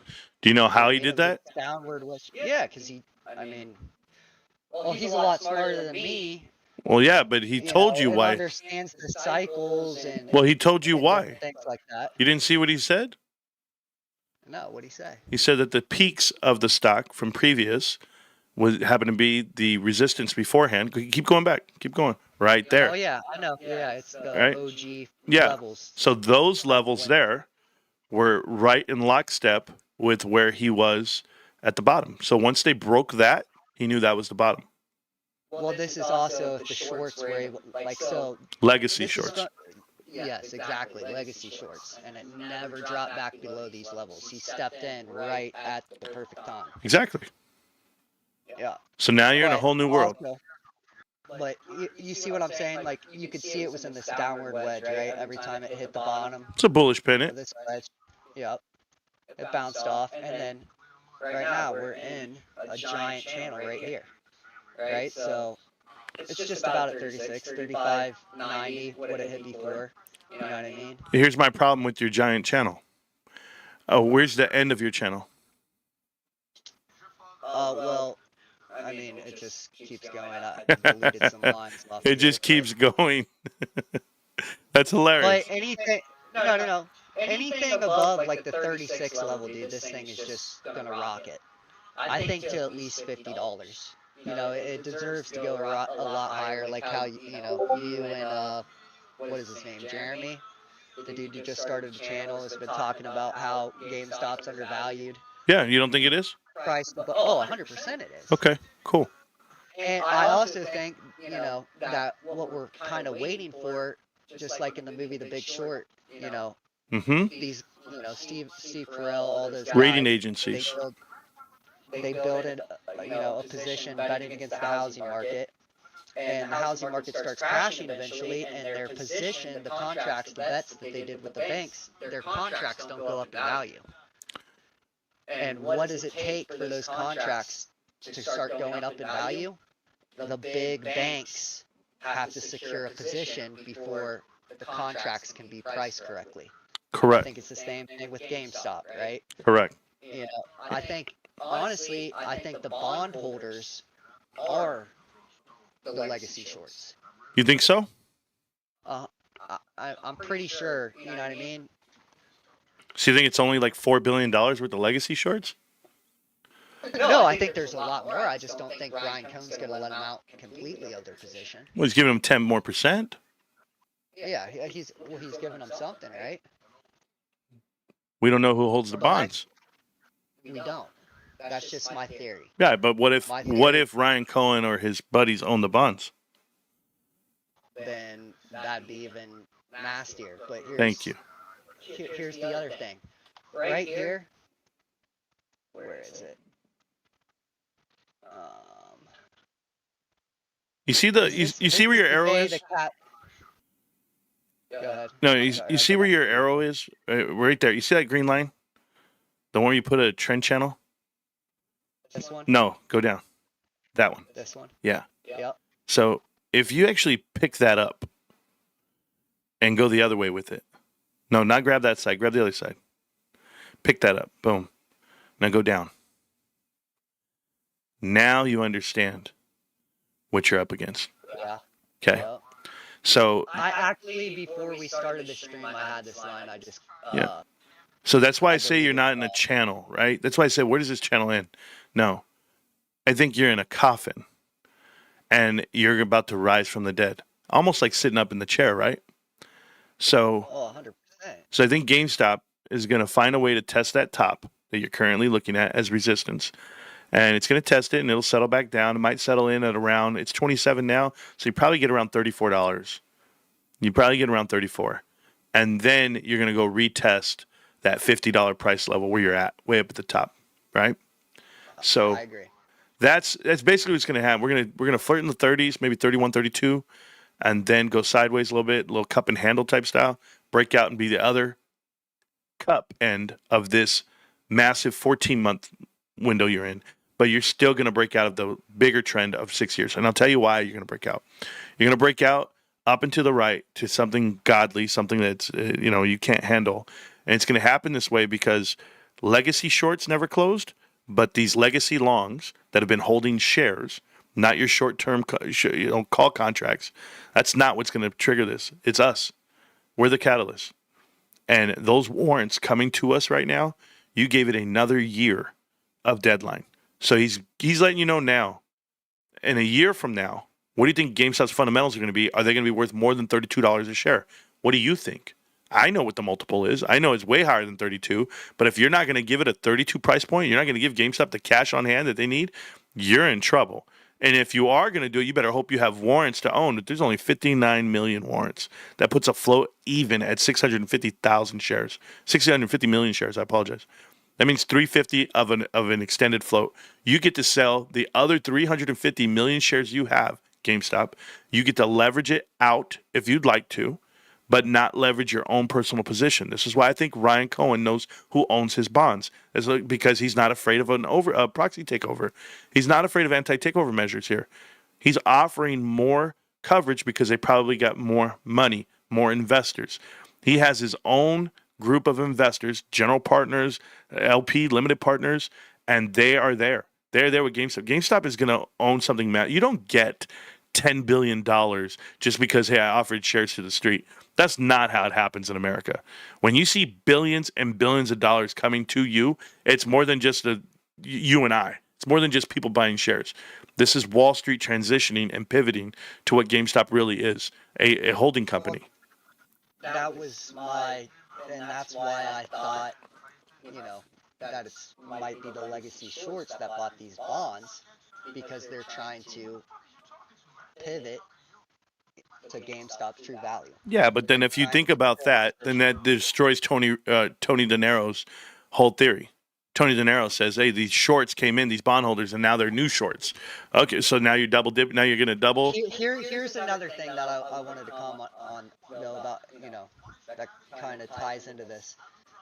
When whatever day the cat stream was scheduled for, right? The day before we ran up to what, like $43. You had literally like the entire fucking options chain in the goddamn money, and then Ryan Cohen comes out and fucking decides to dilute. Mm-hmm. Like, if it were just a straight squeeze play of the shorts, why just not let it run that day? Why not let it run that day? Yeah, because we're squeezing.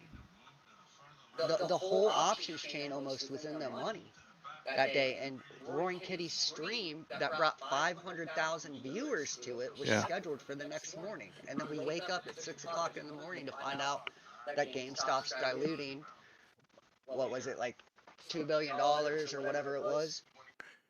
Do you know who Eduardo Severin is? Yes, that's one of the founders of Facebook. There you go. So he was actually CFO, right? Yeah, and then Mark Zuckerberg fucked him over. Yeah, but listen. He has the mindset like you. He has the mindset like a lot of day traders, where, what am I getting right now? Well, I wouldn't call myself a day trader. In the past, why not let it run? You asked the question, why not let it run that day? I'm a swing trader now. Listen to you. You said, why not let it run that day? Think about what you're saying. You're trying to capitalize and maximize a day. Oh, hell yeah, dude. I was up like 5-6 grand that day, and it could have easily gone to, 125. Easy. Yeah. It would have been life-changing money. You're not built for this investment. I'm not built for this investment. No. Bro, I've been here since 2021, dog. Good. What do you mean? Good. But when it hits $100, you're out. No, I'm not out. I definitely sell a large position. That's my point. You're not built for this investment. I'm going to tell you something. The price is going to go up, and I'm going to explain to you why I am the way I am, and why the show is the way it is, and why people watch, okay? You need to condition yourself for what this really is. Because when you sell, and you take your dollars, and you go put them to work for you and your family, what do you do next? I can, tell you the first time I hit for $114,000, and I, threw it right back into the stock and just gambled it the fuck away. Yep. I'll tell you this time I won't do that. I'll tell you this time I'll wait for kind of what GameStop's doing. No. Stacking in Berkshire Hathaway, stack a whole bunch of cash, wait for the market to crash, and then buy, What? something What are you that talking about, man? that the street considers fucking solid. What are you talking about? What do you mean? You think that you could you're listen to me, man. This is why I talk to you kids, because you guys blow me away. I'm not a kid, first of all. Your actions say otherwise. Okay. Your temperament says otherwise. Your delivery says otherwise. What? Because I want to make money? Yes. Because there's a difference between making money and creating wealth, building wealth. We can all make money, man. Well, I think that's kind of where you're misinterpreting it. No. Sorry, my girlfriend's yelling at me. I bet.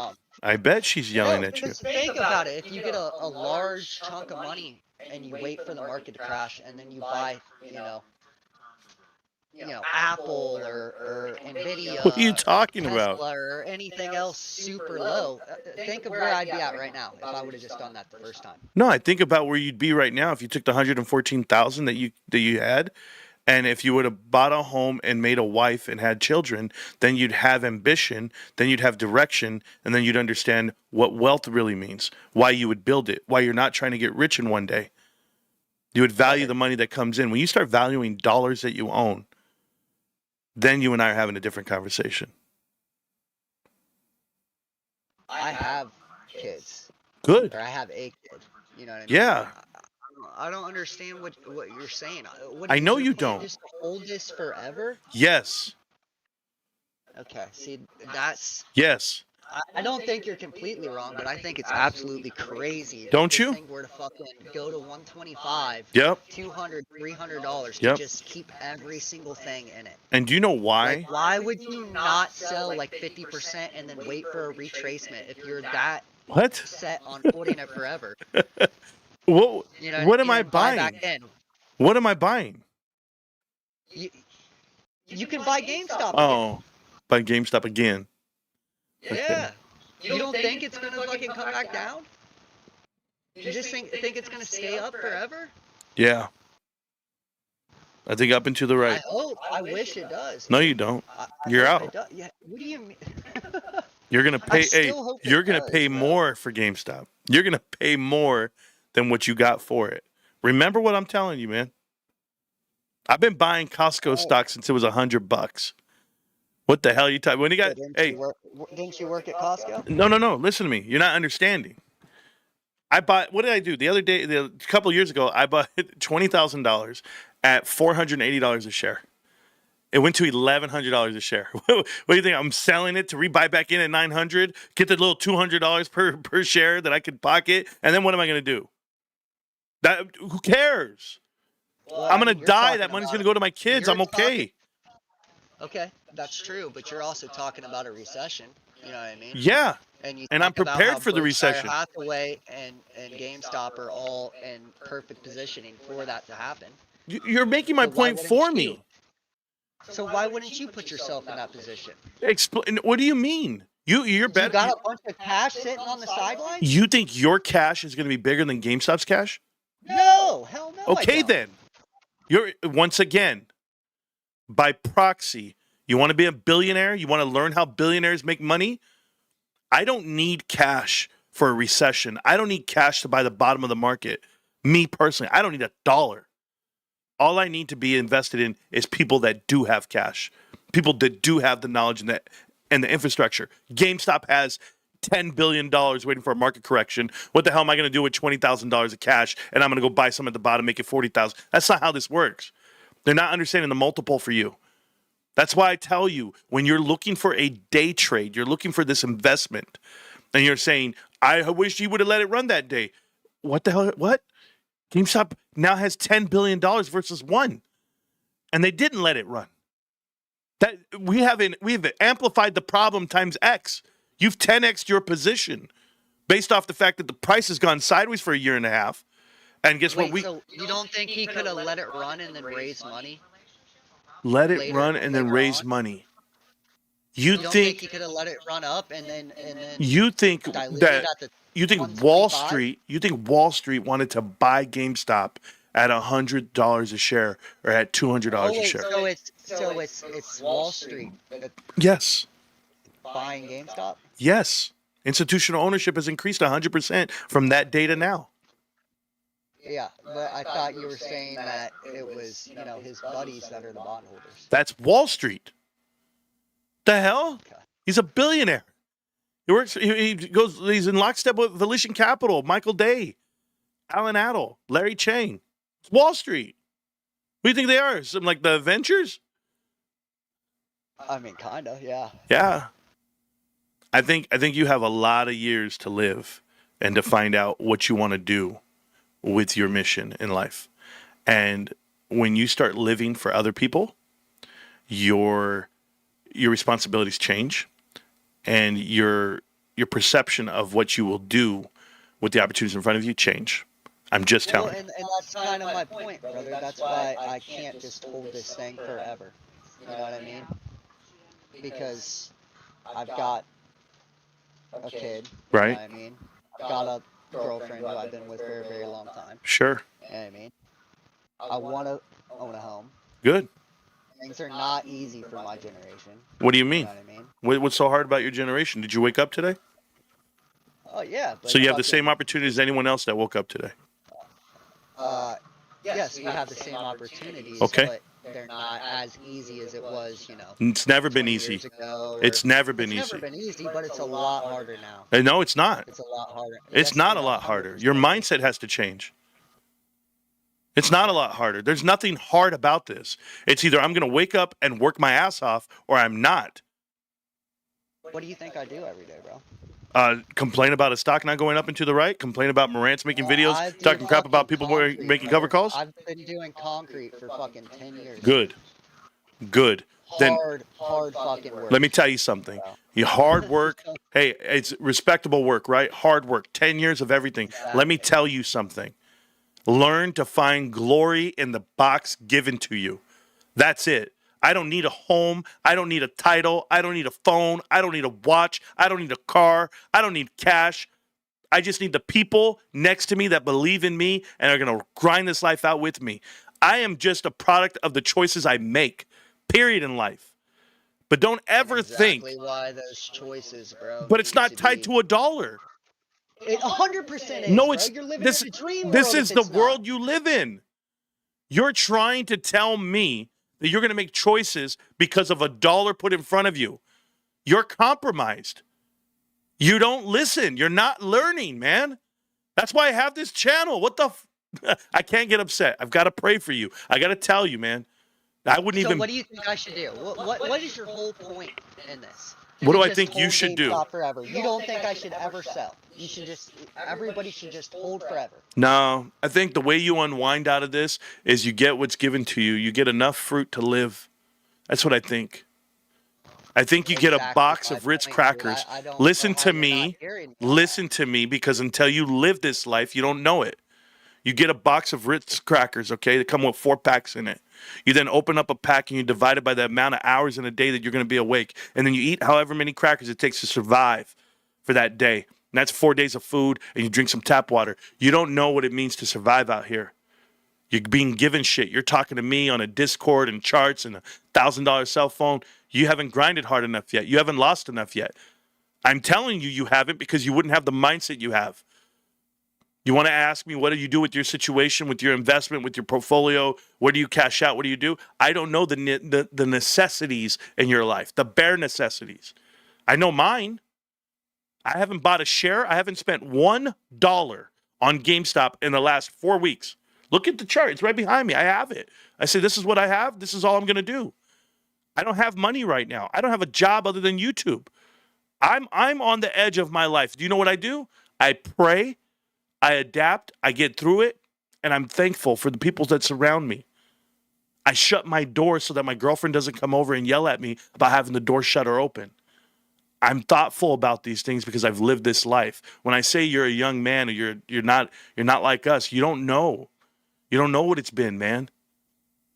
We've all made bad decisions. We've all done things that are wrong. But when I'm telling you about investing into GameStop, it's because you don't know the market the way it really fluctuates. You don't know the market the way it really pays you back. Hey, if I wanted cash, I could have sold my Costco shares years ago. Years ago. Do you know what I did? I leveraged my position and I got a home worth $500,000. I leveraged my position. I didn't sell it. Now that crisis hits in front of me, now that I've made choices in life to do something different, I now have those shares to unwind 3 to 4 a month, and I get to live for a lot of years this way, and my bills are paid, and I'm comfortable, and I'm secure. I have security. I didn't have to go spend it all and go drop it in one bucket, go on a vacation, buy an expensive watch or a car, or finally give these material things to my family that I've always wanted to. That's not the way life is, man. Forget. I'm not talking about material. Yeah, but things, forget man. Instagram, forget the movies, forget the internet. I don't even have social media, brother. Okay. YouTube's Well, you watch enough and of it. Twitter is the only social media I have. Nope. You watch enough You know what I mean? YouTube. You're talking about you don't know what's, my financial situation or anything like that. I'm telling you, if this stock were to hit $125, hell yeah, I would sell a large chunk of it because I'd be able to buy a house. Yeah. Why would I not do that? I was able to the first time. Oh, who's And your I broker? fucked up big time believing. Who's your broker? E-Trade. E-Trade.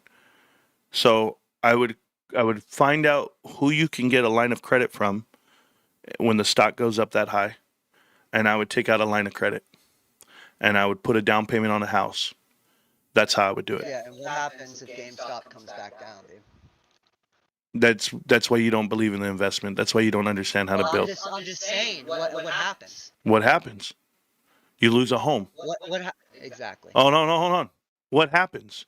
You lose a home. So what is wrong with selling, You're not getting it, bro. 75% of your position and then fucking buying the house and, and putting a large ass down payment on it? Because then you won't have any cash left.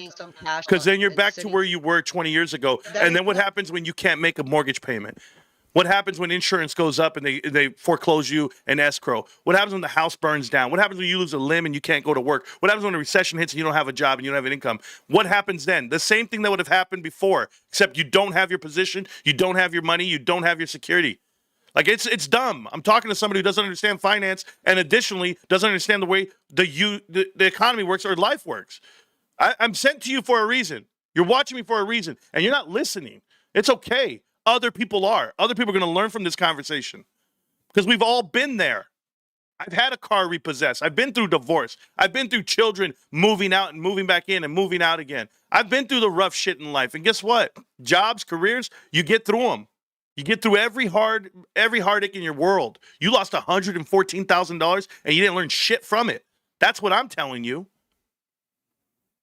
But hey, it's not about you or me, right? It's just about the investment. Because we just want to make money. Let it run, Ryan. Let it run. No, Ryan's building something, and he's not letting greed take advantage of what it is in front of him. Ryan's out there telling you, I'm going to offer this company at this price, at this value, and you're going to find the fruits of it. You want to sell on a run-up? Go sell on the run-up. GameStop's going to the S&P 500, and it's going to be 20, 40, 50x from where it's at today, and I'm just going to laugh about it. I'm going to laugh about it for a lot of years because when I need the money, it's going to be there, God willing. And I'll pray for you. All right, brother. Good luck, bro. Keep watching. Keep educating yourself. You're going to be amazing one day. Of course. Thank you. Much love, bro. Later, bro. All right. That's a good conversation to have. You know, the Discord's still open. You can always get in there. Some of these kids don't understand. No offense, the kid sounds like he doesn't even have a mustache. I don't know what a mustache means, Chris. I don't have one either. No, it's okay, man. I get excited about those conversations. He should just sell half on a run-up. Hey, Dow, you're next. Dow, if you want to click on the screen, come on in. Click on the chat, and you'll join the Discord. You'll join the show. Appreciate you guys. Thank you guys so much. Even Ryan Cohen says he doesn't want to work with those day traders. Exactly. Leave the big gains for the diamond handers. Leave the big gains for the diamond hands. Yeah, I mean, even Stevie Wonder could see where this is going. Thank you, Stevie. Appreciate you. We have Stevie Wonder in the chat, guys. Amazing guy. Stevie Wonder actually is not blind. I'm going to say that on the public record. You guys can try me. I've seen too many interviews, too many episodes, too many concerts. This fool's like this. All the children are our future. Lead them now. Let them lead the way. Show them all the beauty they possess inside. Oh yeah, that was there. Oh, sorry, bro. Okay, microphone's back here. Cool. This fool. Look right at Eddie Murphy's head. Man, I love that jacket. What? Eddie was like, what? Shit. This boy can see. I can see. Oh, it's a miracle. I can walk. I can walk. Bro, you need to watch Trading Places. Okay? Mr. Valentine, Bobby Valentine. Yeah. Yeah. Didn't I tell you I had my limo and my bitches? Didn't I tell you? Yeah. Bro, when they called you in here, you was crying like a bitch. Yeah. In my limousine that's parked outside, Billy Ray Valentine. It's one of the best movies ever made, guys. You guys can keep watching The Big Short, keep crying about shit. Go ahead. I'm gonna be over here watching Trading Places. One of the best things ever. And watch the unedited version. You might get a little Jamie Lee Curtis in your life if you don't know how beautiful she is. Whew, damn. Wait, that was an adult? Michael Romo. Yeah, that was an adult, bro. He had me over here sweating. I'm sweating, bro. And I got ants crawling up and down my wall, Jerry. And I'm supposed to be a millionaire. You are. You're supposed to be. Maybe GameStop will get you there one day. You got to show me the money. You got to believe in yourself. You got to believe in your investment. You got to believe in the company. You got to do all those things. I'm telling you, these guys don't understand what I'm saying when I say I'll never sell. God willing, I'll never sell, right? And when the value goes way up, way up, way up, way up, and I'm able to secure some stuff for my family and we can make better decisions or not live so stressed, you think that, I'll give you this example. You guys know my position. I have 1,000-something shares, and the price goes to $500 a share, right? Just giving you an example. And I'm up over $500,000, a lot of money. I don't have to make a mortgage payment anymore, right? You think I go in there and I say to my wife, hey, babe, we're just going to pay off this house, and then what are we going to do? How are we going to live? We're just going to live off the other, 100, 200, 300, 400,000 you have? What do you do then when it's all gone? You're so young. You're in your 40s. You're going to still live. You're still going to have a job. You're still going to have to know how to invest. There's a lot of things you have to do to upkeep that home. Or do you keep your damn pile of cash in the company you believe in? That's a great company. It's run correctly. Everything's the right way. Everything's done the right way. You went value from $20 a share all the way to $500. Why wouldn't you understand just how valuable this shit is? And it's going to keep going, right? You believe in it. I believe in something. I've been buying since 100. It went to 1,100. I believe in Costco. I do as an investment. But guess what I need? I need a little bit of security. You think I'm going to sell all of my shares? You think I'm going to come out here and just be like, yo, I'm a millionaire? No, I'm going to give me 3. Give me 3 a month. 3 a month. Get out of here. I sell 3 a month. I'm good for years. And what are you going to do? Nothing. I don't lose anything out of it. I actually gain as it sits there. And I unwind something. I told you I'll sell 10 GameStop shares. Would I? Probably not. I don't have to. I still have Costco I got to sell and unwind before I get to the GameStop side. But the price is going to keep going up. Shares going to go up. Value is going to go up. I'm still investing. I still have income coming in. I still have to find a way to make a living for the family. People just do not know what they're doing. They don't, man, because they watch Tony De Niro, a guy who's in his 50s, 60s, talking about he's going to go get this college degree finally, and he's been working nickel and diming and hustling and lying on the internet for years. No, man. No. I'm fully transparent, and I'm real with you guys. You guys don't have to do what I'm doing. Do whatever the hell you want to do. You're going to go sell off the whole $100,000? Go sell it off, bro. Walk it out. Make sure before you marry that woman who just yelled at you on the thing, take her to church, bro. Because if a girlfriend's telling me, you need to close this door. A girlfriend's my wife could beat my ass. My wife can cuss me out. My wife can do anything. It's my wife. I chose her in front of God to be my partner, and that's it. We're riding. Ride or die till death do us part. My wife will tell you that. Okay. She could tell me, hey, I don't care. I'm like, yeah, mama, all right, I got you. That's just what it is. This dude, you're already getting clapped, bro. Live on the stream. I got it recorded. That's so serious. Sucks, bro. I'm not saying a bad thing. We all in line, bro. There's not a man in this room that could be like, yeah, I told my girl what to do. No, not when you're married. I'm just letting you know, not when you're married.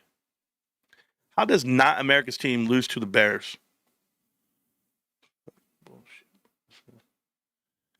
I mean, who does this? Who ruins the whole show with NFL football talk, bro. Hulk Hogan. Here comes GameStop testing out, giving back some of this ground game. Or I should have sold it at 27. I should have sold it at 27, Morantz. We should have sold it. We needed those extra 20 cents. We needed those pennies, man. There we go. Rick James gave me a super chat. That day. That's the second super chat of the day. Thank you. What is this kid talking about? Again, I had no idea, bro. He said, Morantz, why do you get mad at people? You spaz out. The kid was spazzing out, wasn't he? Oh, man. Don't get mad at me, bro. I'm just a messenger with the message. If you buy 10 shares now and you get a call contract that expires in October 2026, so shares and contract. Yeah. You know what's awesome, Ronnie, about that? Like when I think about GameStop, and we were talking about it earlier, like for the people that say they want to sell and they're going to get out of here, like that guy Dow, he's a liar, right? Cost average was 35. Well, then when'd you buy it, Dow? Because you sure as hell didn't buy it here, and you didn't buy it at these spikes here, so you bought it way over here? Like you bought it on the FOMO, on the run-up? Get out of here, bro. Oh, I averaged down to 27. Okay. How did you average down to 27? I mean, how many times you buy this thing? Like never? That's it? $8 after it's been $22 the whole damn, I don't even know, half a year. A year. You buy it the wrong time, apparently. But anyway, there you go. Smoke a Lot says, thank you, Morantz, for all the knowledge. You know what it is. Baby, and you're welcome. Happy birthday to the crew. Happy birthday to Amber. Yes. Happy birthday to my wife. Oh, my God. This weekend was amazing. My wife and I. Oh, hold on. Somebody's here. Somebody clicked on the chat. I wasn't even paying attention. In the chat right now on the show is Envoy. Envoy, what's up? Hello, Morantz. Can you hear me well? Too well, but I'll lower you down. You're good. What's up, brother? Okay, I just wanted to tell you something funny, private equity related. Oh, this is going to be hilarious. So I'm already excited. I actually have my funny bone ready to go. Awesome. I'm loving it. So 1.5 weeks ago, the Robinhood equivalent in Germany put out a couple of emails for me to say, hey, now we open private equity funds for retail investors in Europe to invest, to make a 12% return. Invest now. Today, hold on. Oh my God. That was hilarious. I'm listening. Okay. And today they. You okay, all right? Oh no, that's how I laugh. Comedy, it's subjective. Apparently. I'm listening, Envoy. What's up, man? It is. You got to talk faster. You keep interrupting me. Oh, what? You have silence going. Hey, this is a show. You got to keep it going. Go ahead. I'm listening. Okay. And today they doubled down and said you can still invest, but you get an additional 1% of your investment. Inside the money you invested in. So they just seem to be desperate for money. As you mentioned before, they've been trying to scramble a lot of billions from everywhere in the last couple of months. So I just thought that would be informative in a way. Very informative. Thank you so much. I appreciate it, man. That's awesome. So that was it. Okay. So the private equity funds are opening up in Europe. Where are you at? Germany? Germany, correct. Germany. So he's in the German market. Appreciate all my brothers out there in Germany. I know I got a lot of fans in Germany. What's up to my peoples? Olga, the crew. Thank you for watching the show as often as you do, Envoy. I really appreciate you, man. I hope so. Thank you. Bye-bye. That was hilarious.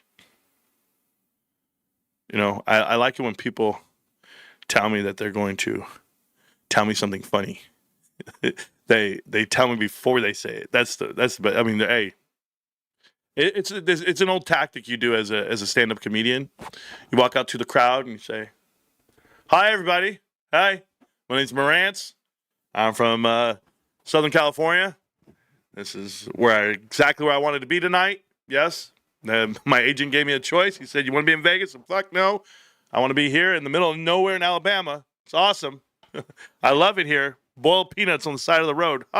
Hey, listen. If you guys want to see if I'm funny or not, well, just do me a favor. Let's all lower our expectations the minute I walk in. Lower your expectations, and I'll be fucking hilarious. Yes. Okay. First, well, yeah, just to talk about it, as we can. I love the holidays. Holidays are coming. Oh, yeah, just past Labor Day. Don't wear white after Labor Day. No, seriously, though, my favorite holiday is Father's Day. Father's Day is my favorite holiday. It's the day I can say whatever the hell I want. Unfortunately, I got a brother who tried to hijack Father's Day. Oh, God. And he's my gay brother.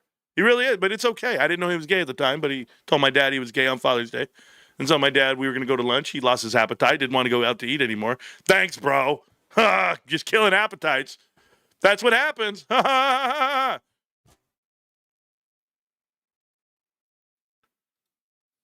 so stupid. Guys, stop clicking on the Discord button, bro. Just don't click on it anymore. Okay? What's the card in the back? So that's your twin. Yeah, that's who it is, bro. The card in the back, which one do I have? Oh, I have Tony Romo autograph card. I have a Gold Star Umbreon, PSA 10 Umbreon Gold Star. I have another Gold Star right here, Greninja. These are Pokemon cards, whatever. But yeah, I don't know. Got some cards, bro. They do all right. You know, I got other cards. I got a whole Prismatic Evolutions EPC. I got some cards I'm going to be giving away to the kids coming up. My wife and I got to get my wife back on track. Got to get the camera woman back out there, guys. Camera woman's out here not ready. She's not ready to go. I said, Mama, we're going to go do a video. She said, I got to work. I said, babe, we got to go do a video. She's like, yeah, okay, well, we'll do it. Not this weekend. It's my birthday. It's her birthday all weekend. Bro, let me tell you about this birthday. Don't worry, GameStop, 2677.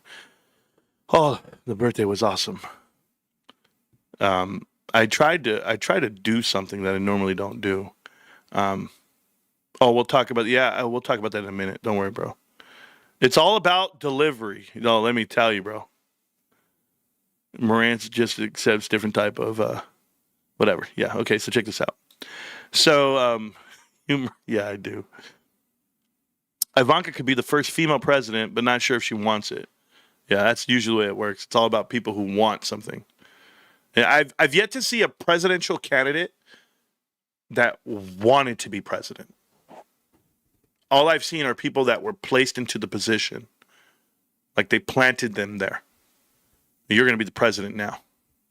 Donald Trump is the most popular guy. They had no one charismatic. They were like, we got to go against Hillary? All right, man. All right, let's put your ass out there. Let's get you going. We're not going to do Rubio? No. We're not going to do Ted Cruz? No. Okay, I guess we'll go with Trump. All right, let's go. Yeah, people watch him. The Apprentice, you're fired. Yeah. I'm all in on GameStop, but he loses me with the Trump crap.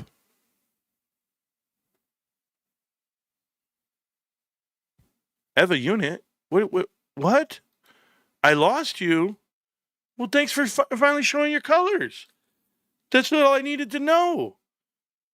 Just had to know that. Now we'll never see from you. Oh, man, missing in action.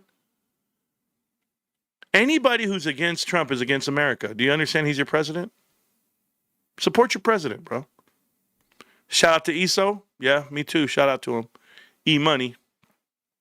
How about Tucker?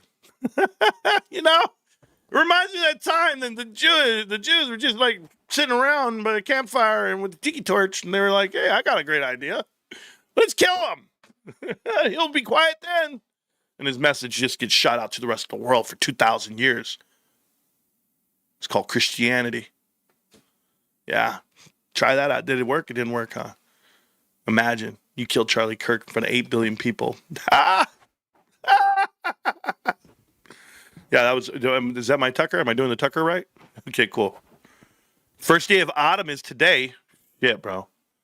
First off, a spider came in from the roof, just landed on my hand during the live stream right now. During this right now, I smashed it. I went like this with shit, and I'm looking up. I'm just like, this is crazy. While I was hearing that funny joke.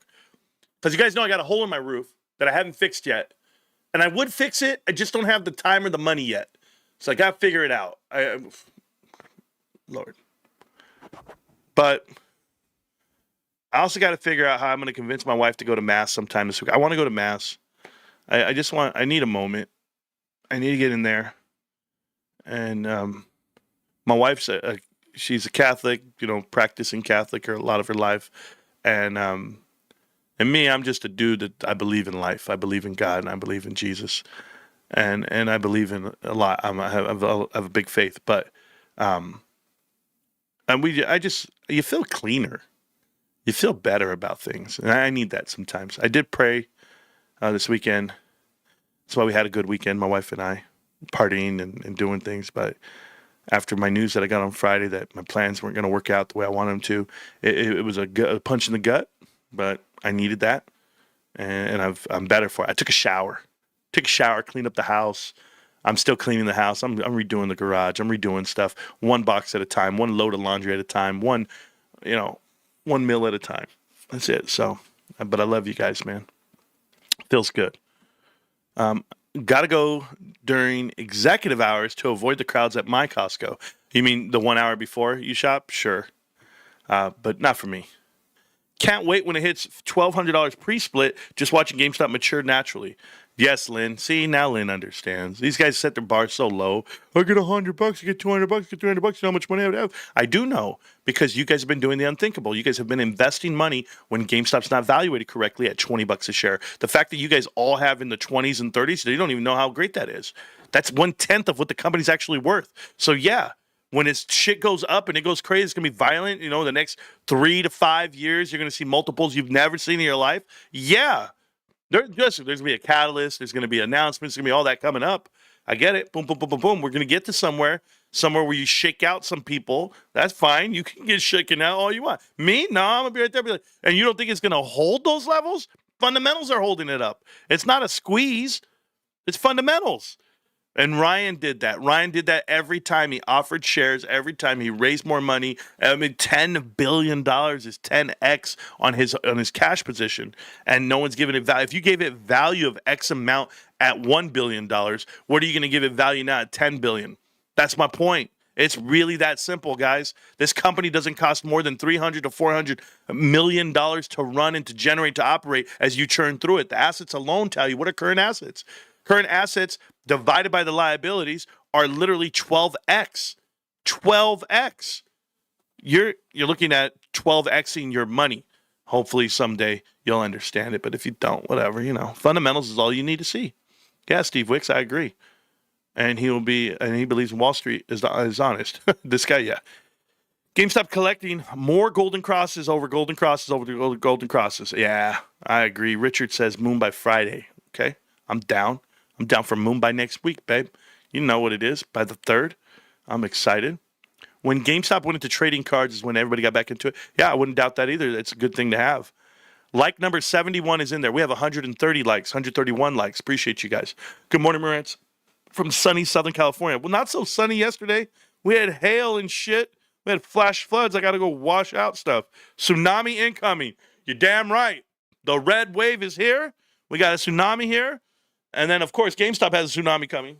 So you know what it is. You got the Romo card that's fired. Thank you, man. Appreciate it. I do the best I can. All right. Yes, Harry Parrott. I call you Patriot, bro. Harry Patriot. The partnership with PSA was a big deal. I also like that it's partnership between public and private companies are invested in collecting. Yeah, Dan D, it's a good thing to have. You get to be a little bit mysterious. Right? You don't have to announce all your numbers. Like PSA, nobody actually knows their value, their transactions, their revenue, because it's a privately traded company, a privately owned company, I should say. So it's a little different. We should see another Ryan Cohen or Larry Chang buy before the date. You think? Another buy? No, I don't think so. I think they only buy once a year type style. Larry buys more than once, but not really Ryan. I mean, who knows? Who knows? They get to exercise with the bonds. They don't have to buy more shares. To get back to forgiving those who have transgressed against us, you can forgive the sinner but hate the sin. Yes, thank you so much. As God forgives us for our sins, without question. Vic Vivek says, you think? No, I don't think. Good, we're there. Gap fills, yes. Just because you can doesn't mean you should. Thank you so much. I'm going back through the chat, guys, so I apologize. I'm trying to catch up to it. I'm very far behind on the chat, but it's okay. I don't care. I got nowhere to go. We're good. Someone traded PSA cards for a Switch 2. I saw that. I saw a guy switch in like 1,300 cards, which is perfect. Bring all your PSA cards to GameStop, get some cash for them, and we're going to buy them. Don't worry. Bought a power pack yesterday and sold it back for the first time. Such an easy process. Yeah, I've sold over $500, $600 worth of power pack cards. It's awesome. Just wish you could add to your balance. That's what I said the other day. I wish you could add to your balance. But you know what you can do, Dane Slayer? You can subtract from your balance. So maybe you can't add to the GameStop wallet itself, the balance, but you can withdraw it and send it back to your bank. So you're okay, right? And that kind of the same thing? Cool. Just look to buy more. There you go. Marantz, could we start a fundraiser for Patreon? No, we will not. I'm watching 6 Minutes Back. Ryan Cohen inherited a toxic retail management team. There's a lot of former managers that have openly spoken out against it. Correcting that is a large undertaking. Yeah, it's called culture. You have to reinvent the culture. This is why the individual who actually manages the GameStops that I go to, she's been with the company for like 12 years. I've known her the whole time. I knew her in Palm Springs. I knew her in Palm Desert at the mall. I knew her in La Quinta, known her at Coachella, and know her in Yucca Valley. She is now the regional director. She's all this stuff. She's moved up with the company, and I'm so happy for her because she understands GameStop. She loves GameStop. She got her shares. She never sold them. Her and her husband had that talk. I had to talk with her. I said, what do you think about the shares you got? She goes, we got $28,000. She got $28,800 of GameStop shares for free. Okay, and not that they invest any other way. She's never bought shares before. But she got the 28,000, and she goes, they gave me 1,000 shares at $28.80 a piece. And I was like, okay, so you're gonna hang on to them? She goes, I'm gonna sit on them. I don't need them now, but you're gonna get forced to sell them. I think the lifeline is about 7 years for RSUs. So if you're gonna sell RSUs in 7 years from the time you got them, well, you got them in 2022, 2023, so you sell them by 2030. So you should see a price influx by that time, and I feel good for them, for those people. My averages, there you go. We talked about that. No problem. Let's see what we have here. Where the house is, Kuzman, there you go.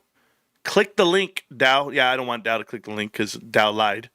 And just pick the number. I was at 35. I averaged down when it was at 22. Now I'm at 27. Get out of here, bro.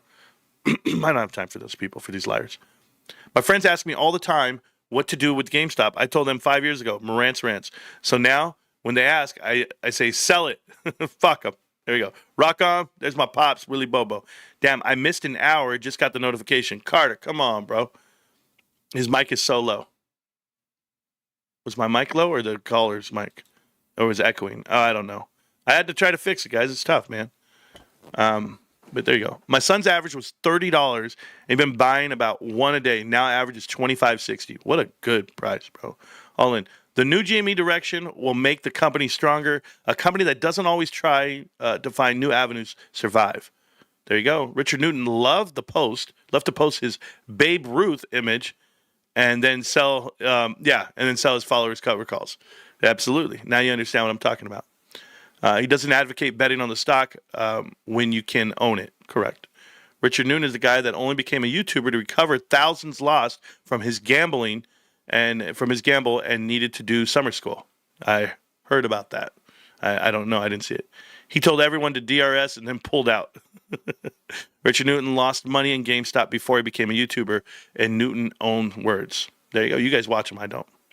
Especially GameStop because its value will be through the roof in 2 to 5 years. S&P 500 in dividends. There we go. Breaking through 27. Love to see it. I love to see it for you, Johnny J. Absolutely. The guy who cashed out got a check, and then the date was months before he told community. Yes. Echo. Sorry. Bless his heart. He didn't even see the massive losses coming his way with this sort of TA, who admits that he was wrong on all his charts and took it down. Loaded with assumptions. Didn't they find out that he was bond borrows and super stock? Oh, I have no idea who would bond briars. I don't know what that is. Soon this kid is going to take the ball and go home. Marantz ain't playing fair. I'm going home. What up, Marantz? In Cabo, poolside, watching you, bro.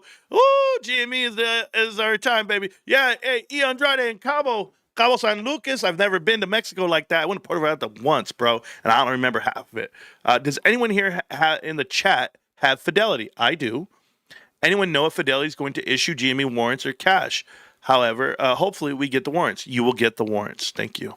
Thank you for the stream, brother. Also, the bond buyers aren't the shorts. That's stupid nonsense. Dan, what would be amazing is if it's not, right? If the bond buyers are not the short sellers that are shorting right now, because remember, shorts didn't increase. These guys don't understand what I'm saying. Shorts have decreased as the bonds have come out. Maybe you guys didn't see that chart. But it's okay. It makes me laugh every time. Okay, potty mouth PP, do it. This is the type of trader Ryan Cohen wants to get rid of. Ones who only hold for a short-term squeeze. Yes. You're a trader, not an investor. Thank you. We try to tell him. Who says it would have gone up that day? 5 or 6 grand. Did he say? He said 5 or 6 grand, and then he said life-changing money. That's what he said. This boy ain't ready for this. No, he is not. Ryan did the offering the day of DFV stream because shorts would have bought the stock down regardless if he diluted. Ryan Cohen did that. What's best for shareholders in the company. This guy needs help. Hospital help. Did he say 5 to 6 grand life-changing money? He did say that. He sounds like Corey, voice tone. Yeah, he did sound like Corey. His mom is yelling at him probably. He said it was his girlfriend. He's a kid, mid-20s kid. Yeah. Yeah, not enough bass in the voice and not enough weight in the ass for me. I can hear it when I talk to you. So he was up 5 or 6 grand and is going to give him 30%. And 120, he said, so 10 grand. Life-changing money. Yeah, in game, that might be life-changing money for some people. Is this forever? It will be. This dude is definitely young. Yeah. He bought to show off a car or blow it away on something worthless. One day, GameStop will be paying compound interest. That's the goal. Thank you, G-Money. It was the 1986 Delta. That shit won't even get me to the shelter. Calm down, bro. This dude over here. What's up, B Rabbit? This is the guy that does the power packs on credit cards, right? It sounded like him. It sounds like him a lot. The hell I walk into. These kids just don't understand.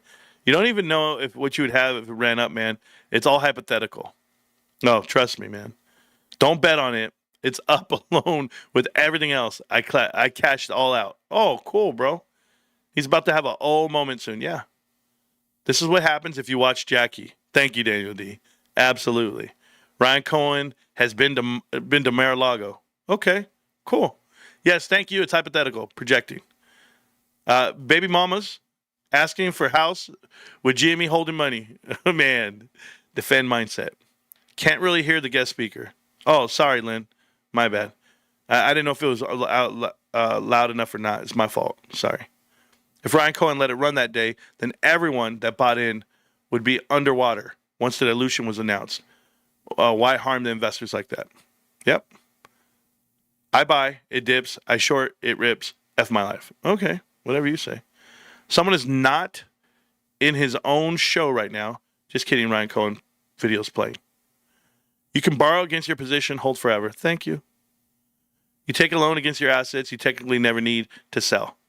There you go. They're not like us. Leverage debt and make a profit. Thank you. Enjoying this conversation, we need both voices to move the message forward. I'm also young, like the person speaking. Eduardo Garcia, well, hopefully you're taking notes on what I'm saying. Wisdom goes a long way, I guess. I don't know.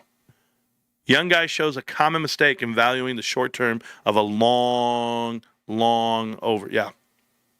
Over long. Being able to have these types of talks without killing each other is what separates us from the animals. Vincey, I totally agree. And that's my Charlie Kirk in me, babe. 114K shitted away. I walked away from a home. Crazy, bro. No offense. It sounds like the kid doesn't even have. There you go. So I kind of caught up on that. Even when education is free, people still don't want to listen. Sharon's awesome, bro. There you go.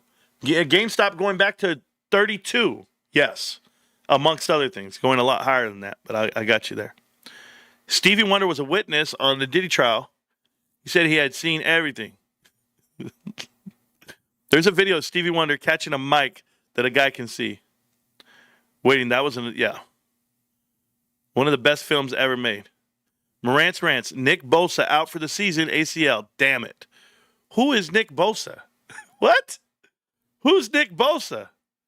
Who does he play for? Nick Bosa, one of the Bosa boys? Hold on. Does Nick play for the 49ers or does he play for the Chargers? What are the brothers? Joey Bosa and Nick Bosa. He plays for the 49ers? Am I right on that? Okay. How does not America's team look? I don't know. Thank you for the super chat, Rick James. £5. That's pretty good. You know I love you. Is now a bad time to buy? I don't know financial. What? Never is a bad time to buy. What? 200-day EMA support. Yeah. I owe my portfolio to Marantz, getting me out of AMC and into GameStop. Wow, Rick. That was nice, bro. I guess I saved some people those days. Buy when it's the right time for you. Exactly. You know what's crazy, Rick James? Is I don't remember, like, everything you guys tell me because I get told a lot of things by people. I mean, thousands of messages and millions of messages. And so I don't know when you guys start watching me. I know you've been watching me for 4.5 years. Rick James has been here since the beginning. He's like one of my longest members ever of the show. But like at one point, did you guys go like, you know what? I'm gonna believe this dude who's ranting and yelling on the computer. This guy, man, I don't know. He's telling me Adam Aaron's a crook and a criminal. I don't believe him. I'm out of AMC. I'm gonna save my money and I'm gonna go to GameStop. And like, then you do it, right? And then GameStop doesn't play out the way it's supposed to be playing out, but it does. Fundamentally, as a company, it's playing out. Just the stock market's not matching. Okay, cool. But you have to find a way to like believe in something, and then it really happened. And I just think that it's serendipity, and I also think it's biblical, and I think that's what this is for a large group of us that have been doing this for so long. That now we just sit here and we go, wow, this is going to be awesome when it happens, as it happens. So you don't owe me anything when you say, I owe you my portfolio, Marantz, because you got me out of AMC into GME. You got yourself, Rick James. All right, you pushed play, you listened, you understood, and you translated what I was putting out. The kid that I just talked to, hopefully it shocks his system. Hopefully he realizes what we're talking about. You don't sell half your position because you want to go buy a home. It's the dumbest shit ever. If I gave you $500,000 right now, do you go buy a home cash? No, you leverage that position and you grow that position because you can never get that cash back. The only way you're ever going to get that cash back is if you sell that asset. You sell an asset and you're going to end up paying taxes on that sale and you're going to lose something in the process. It's not all just gains. There's just a lot of things. There's a reason why you take one lump sum in the lottery and not annuity payments. So it's all dependent on what you do with your finances and how you leverage yourself. Most don't understand to have the money work for you. Yeah, it's GameStop. They got $10 billion. Ooh, they should go buy something. Go buy what? Go buy a company for $6 billion that generates a profit of $200 million? Well, now how many years do I got to be in business that I spent the $6 billion to get back my, this $200 million at a time? Yeah, your value might go up to someone. Someone would say, look at them. Look at what they're worth now. They got this big company. But you actually don't have the options that you would have had if you just kept the cash. You can leverage it a different way. GameStop literally invented a new investment with PowerPacks.com, with PSA and the grading of the cards, all the services in the world, and they didn't spend $1. They didn't lose $1 to PSA and or to Pokemon and or to eBay and or to the websites. None of it. None of it. This is the smartest thing you've ever seen in your life, and that's why I respect the investment that much. But you know how it goes. I've been trying, but every time I buy, it dips for a year. Good. Let it dip. Let the damn stock dip. Let it buy and buy more. Like if you like it at 27, then you're going to love it at 22. Why aren't you buying it? Like I don't understand this whole mindset. You wanted to buy, but it dips. So buy it. It dips, buy more. The hell? It didn't change. Nothing changed other than the price going down and you getting more. But you're trying to get a profit. That's the difference. You're trying to make a profit off of buying it now. You're not understanding how investments work. So no way, dude. No, that's a guy who doesn't know how to, take a loss to get more gains. Sometimes that's what you got to do in life. It's the whole take 2 steps back, go 1 step forward. But you'll understand. And that's how GameStop operates as a company. They're building something and they're not trying to monetize off of it. They're not trying to maximize it. And I'm just telling you, I envision myself the same way.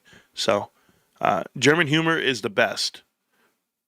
Germans don't do comedy. Get with the Marantz. He's German. My bad, bro. Then maybe this stock isn't for you. I agree. I think a good analogy, if you had $1 million in the bank, why empty the bank and buy the house and the car outright. Leave the mill in there. Use the interest to make payments and sell. Yep, there you go. You understand, Fox. That's the way you do it. Marantz just accepts different types of humor. Oh, absolutely, bro. Marantz, did you see Marcus Lemon? I call him Lemon, not Lemonis. Market Lemon. He is now the CEO of Beyond. Yeah, I did see him. He is copying GameStop's warrant move and issuing their warrants one day before. Yeah, Stevie, I saw it. Thank you. I admit I laughed my ass off at your silent laughter. What are you talking about? What? Yeah, I know, dude. Don't worry about it, bro. We're in the power hour? Shit, man. 32 minutes. We got 28 minutes left. We're in the power hour. Marantz, can you talk about how the warrants will work? I'm on pace to receive close to 300, but I'm still confused about them. I'm struggling to understand them, just seeking some clarification. TG Lopez. Sure. GameStop's issuing a warrant. A warrant is a rights offering. You have the right to buy a GameStop share with this warrant. I know to some people it doesn't seem like a great gift from GameStop, a dividend of a warrant. GameStop's willing to increase their percentage of ownership by 10% from all shareholders.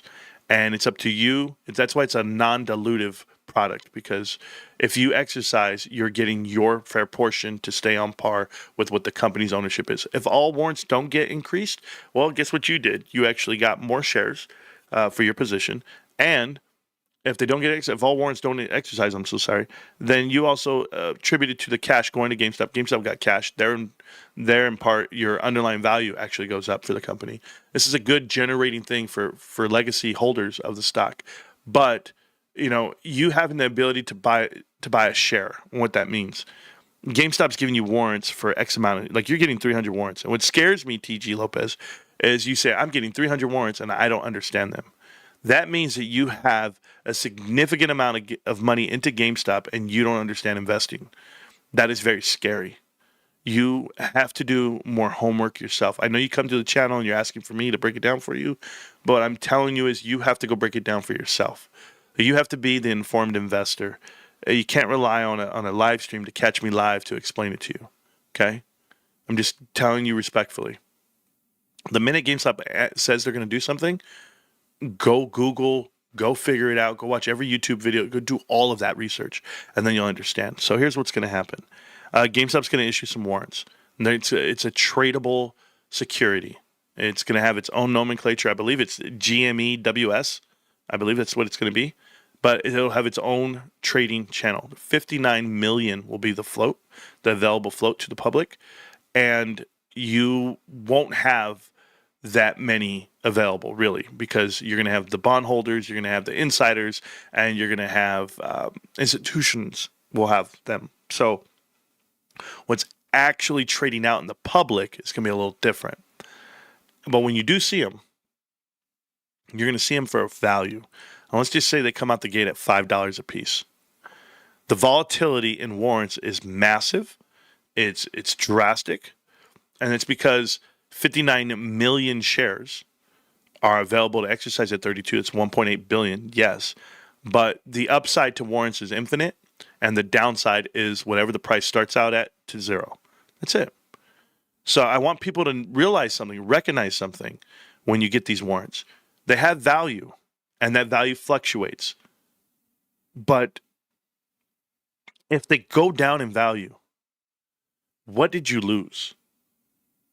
Nothing. If they go up in value, what do you gain? As much as you can. So I'm prepared to hold on to my warrants until they're worthless, until they're worth a penny, whatever you guys want to do. Because even at a penny, I still get to exercise at 32. And if the price is $33 that day that they expire, then I save $1 per execution. I'm okay. But if the price is above 32, like by a mile, then I really pocket, right? And or if the price is below 32, then it's like, well, did I want to exercise at 32? Do I want to bring it up? Or maybe it should be at this level. I think there's enough wiggle room in there to find out. GameStop gave you a year to exercise. GameStop gave you a reason to exercise with great earnings coming and bigger numbers and better numbers and more profit. And I think that's why this is an instrument for GameStop to raise $2 billion, all while apparently giving the finger to the shorts. So we'll see how it all works out. But there's a lot of nuance to it. There's a lot of unspoken, narratives. But just let it all play out. I'm not trying to guess it. I'm not trying to have these conversations. I saw Tony De Niro's video. He's like, nobody wants to talk about it because they don't know. No, Tony, I don't give a shit. That's the honest answer. I don't give a shit. Like, it's not that I don't know. I know how warrants work. Am I going to use them? I don't know. I don't care. Go figure out the price. But when that warrant goes up $14, $30 a piece, they're worth that much because the price is going up on the stock. I get to sell them and and keep the cash. Okay. Then I go buy more shares with the cash, or do I exercise and sell and I play these games nickel and back? It doesn't matter. It doesn't matter what you do. Get your 300 warrants, TG. Sit there and see what they do for you. And if they go up in value, then great. Then you know how to go ahead and sell them. If they don't, then you exercise them yourself and you pay the $32 a share. That's it. You got 32 grand on the sideline? Cool. Or what, 3,200? I'm so sorry. So you're going to need about 10 grand, 9 grand, 600 to exercise. 300. You don't need all at once, but you can do it as you go. It's not a big deal, though. Would you ever consider letting your wife run your show for an entire live? She would never do it. I wouldn't care, but she would never do it, Hulk Hogan. My wife doesn't even post on social media like videos and pictures and stuff. She does not care about online anything. It's not the way she works. We're here in the Power Hour. Thank you. I enjoy it all. Some people need to learn how to think from another perspective. Yeah. Gotta love finance people trying to be Democrats. Not exactly a symbolic relationship. Well, I think the disconnect is the Democratic politician saying that they can't be bought and paid for. I think that's the disconnect. They'll be like, well, you can't buy me. I don't take money from donors. I don't take, and they say all that shit, and they'll be like, yeah, because there's no money. But what do you think is happening? There's not a line full of people waiting to buy influence from the left. No, they don't have to. Act Blue is out there, and George Soros is out there, and they're manipulating outcomes a different way. If you're on the right, yeah, then you got to be like, yo, I can't buy me. Well, there's a lot of people offering money. There's just more money. It's just that way. But content creators are the ones who turn down money. Content creators and influencers are the ones that have to turn down stuff because that's who has influence on people. It's no longer the television and news networks and newspapers and who's endorsing whom. No, people don't read the newspaper to consume their information. They watch channels like us. That's what they do. What do you think of the dollar going down? Please. I don't care if the dollar goes down. It has nothing to do with anything right now. Less purchasing power with the dollar. That's since 1971. Dollars get printed every year. Don't care. The debt ceiling gets raised every year. So what the hell do you think is going to happen? It's a natural correlation. Nobody would believe in us if we told GameStop would have $9 billion in cash 3 years ago. We believed. Yes, Carter. If you go back 3 years ago, watch my streams. I used to tell people GameStop's a profitable company and they're going to be the biggest company ever and th're going to do this and that. And everybody called me and said I was crazy. I was psychotic. And where are they now? They all quit YouTube. and we're just the opposite. RSI cooled down. Bollinger Band's looking good. Hope we dip and rip soon. Sure. Brance, you live tonight by chance? Nick Tannehill. I don't know. I probably just do the short videos tonight. I want to clean the house. I just keep going. I'm on a mission right now. I've been doing things. So I'm organizing closets and I haven't had this type of time to myself in a decade and a half. So I love this. I love this for us, for my family and I. And I love taking the pressure off my wife of having to cook, clean, and take care of the kids. And I'm the one, I'm picking up my son from school, dropping him off every day, and just keeping the house going. I'm the best house husband you ever saw in your life. I'm the worst, but I'm trying my best.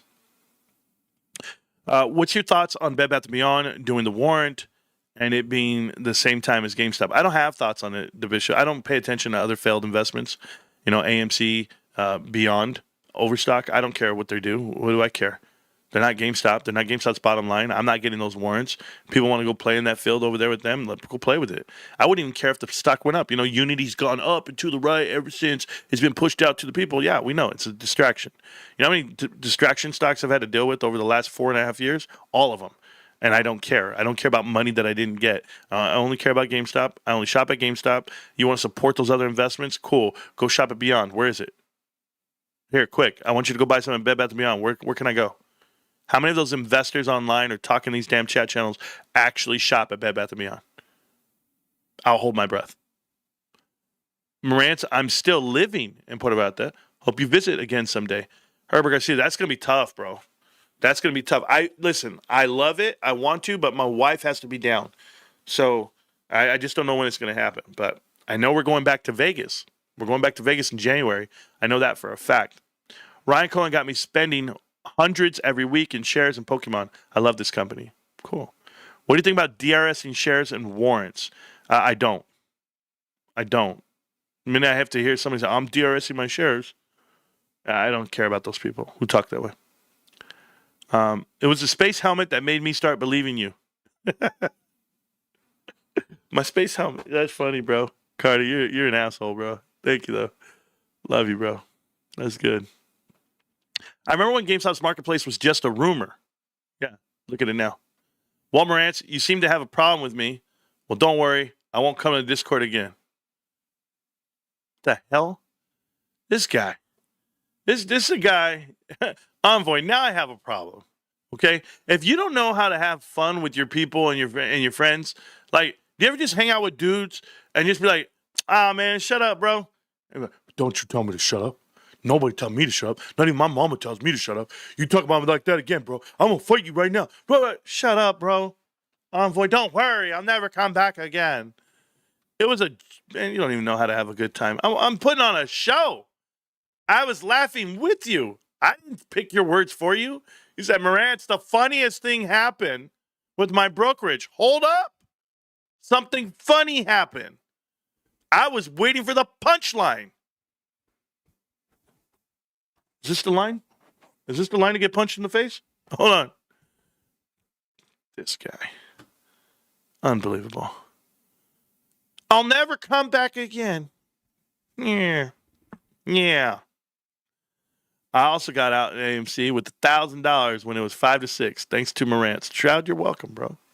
The water break. Would have been down 90% on AMC now. I'm pretty much flat on GameStop, which got in after Trey's interview with Adam Aaron, and you broke down the AMC debt. 4.5 years later, and 2 kids later, I'm still slowly adding. Good job. Marantz, what's your chances on a squeeze versus slow and steady ride for the next 3 to 5 years? Realistically, I don't know how it lasts 3 to 5 years like this, because we should be going up and to the right. It's all about Wall Street. When Wall Street wants to come and give us the correct value, then we're good. But I just want to see power packs drop. I just want to see revenue increase, and I want to see the impact of an increase in every metric, and then you get a real multiple. So, not really worried about a squeeze. I know that's what everybody's worried about, but I'd rather take $65 a share right now and show me what you're worth. I'd rather take the S&P 500 inclusion. I would take all of these things over some so-called squeeze that people want to have happen. They don't know how to maximize the run for a lot of investors like Ryan does. I appreciate the information. I just was never familiar with warrants. Yeah, no, it's cool. Also, the Open CEO is trying so hard to be Ryan Cohen. It's so cringe. Yeah, they're not authentic. Those guys are ridiculous. Open's a terrible investment, by the way. I'm prepared to forget about them until next October. There you go, Stevie. That's me. Here's my question. When GameStop deploys their cash, does it need to be in businesses that are in line with GameStop's core business, or could it be anything that generates revenue? Two in one. It could be generate revenue, which some people look at and some people care about, or it could be outside of the core business itself. But if it's in the core business of what GameStop does, in the ecosystem of what GameStop offers and does, or if it's transitioning to make GameStop something better and bigger, a la Amazon, right? They only sell books, but then they go on to sell everything, and you slowly grow out of that. GameStop is going to grow a nucleus, sure, but deploying cash gives you a different multiple. Gives you a different multiple because you're throwing the cash off the sheet and you're throwing it into something that needs to generate more than 4% back. So the return on equity is a big indicator there. And right now we're about 2% on deployed equity, 2% over the 4, so about 6%. So I think GameStop has the ability to go up 10x, 5x, 20x. Depending on that, the ideal thing to do would be, unlike what this kid was saying earlier about having cash for the crash and you're going to do it yourself, stupid. You just buy GameStop and you let GameStop buy the bottom of the market. And when they start buying the bottom of the market with $10 billion, their multiples go up 10x, right? Like they literally could buy something and that company's being at a great value, like Nike at 60, right? Like United Healthcare at 300. Like Apple at 120. Like you just don't know where this is going to go. So I'm prepared for it for GameStop. I'm prepared for it for a lot. I mean, imagine if GameStop takes its cash and they buy into heavy dividend stocks on a portfolio. You now have compounding interest. You now have dividends rolling to you as a company. You get to reinvest them into those same said stables, and maybe you even have a managing position in it. There's just so many possibilities for GameStop and that they're not for other companies. So these are all the things you take into consideration when you see it. But as far as how you build up that portfolio and what you own, it's all dependent on what you pay for it. Because you can buy something massive and it generates tons of profit. Phenomenal, great. What you pay for it. That's what it comes down to. Marantz, are you full-time YouTube now? I am, Ape. I am full-time YouTube. Yes, sir. Everything happens for a reason. Absolutely. Envoy just made it awkward with the silence. It's cool, bro. I was laughing. I was having a good time. Fellow vet here, 24 years old, still mowing lawns and adding chairs. Thank you for what you do. God bless. Yeah, Dirty Mike, you're welcome, bro. Appreciate you. I'm still doing dishes, folding clothes, and mowing lawns. Yeah, I'm with you on all that. Yeah. Did you see the article from Webull putting GameStop's fair value at 120? Steven, is the sun bright? Is the sun bright? Okay, cool. Is ice cold? All right. Am I sexy? All yeses. Yes, I did see the article. Thank you so much. Still 180 short of fair value. Thank you, Stevie. Thank you. Give me GameStop at 300. I'm good with it. And we'll see where it goes from there. Okay, are we done talking? We got all the chat done? Cool. Power hour, 11 more minutes. We're about done with the market. Here's the market today, guys. 26.80 on GameStop. Not a bad run. Good run out of the zone. What I tell you, I believe in this zone. I believe in this purple line that I drew. It's just one of those things. And for it to come back down to the purple, below the purple, kind of tells me where we're at. But this was all stemming from some other moves. Hello, this is huge. Huge. So you're up here, okay? Test it out on the 4 hour, and you're right on the money. So you went and tested the top, came back down on the 4 hour, which is normal. We're okay. We had this golden cross on the 4 hour, by the way. So that's this tick up. We're going to go hit it. Are we going to run down like this? If we're going to run down for the next 4 hours, every 4 hours, we're eventually going to have a breakout and we'll be playing in this playground up here. So this is the bond arbitrage playground. That's where you're going to be. That's on the 4 hour. If we go to the 2 hour, the 2 hour is also on the golden cross. So it's running, testing, and running along the top line. Marantz, you just can't draw trend lines. Watch me. And not only do I do it, they're accurate to the end.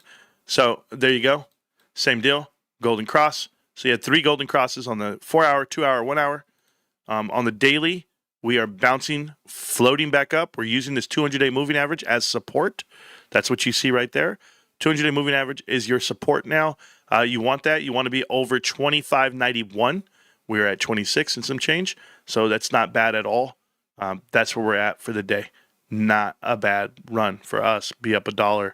RSI is hot on the daily, which is fine. The weekly, we're still average.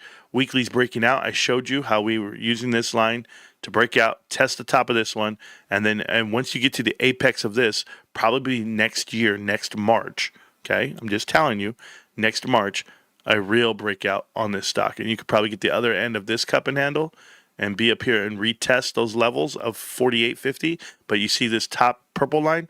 That's probably resistance. We just don't know it yet.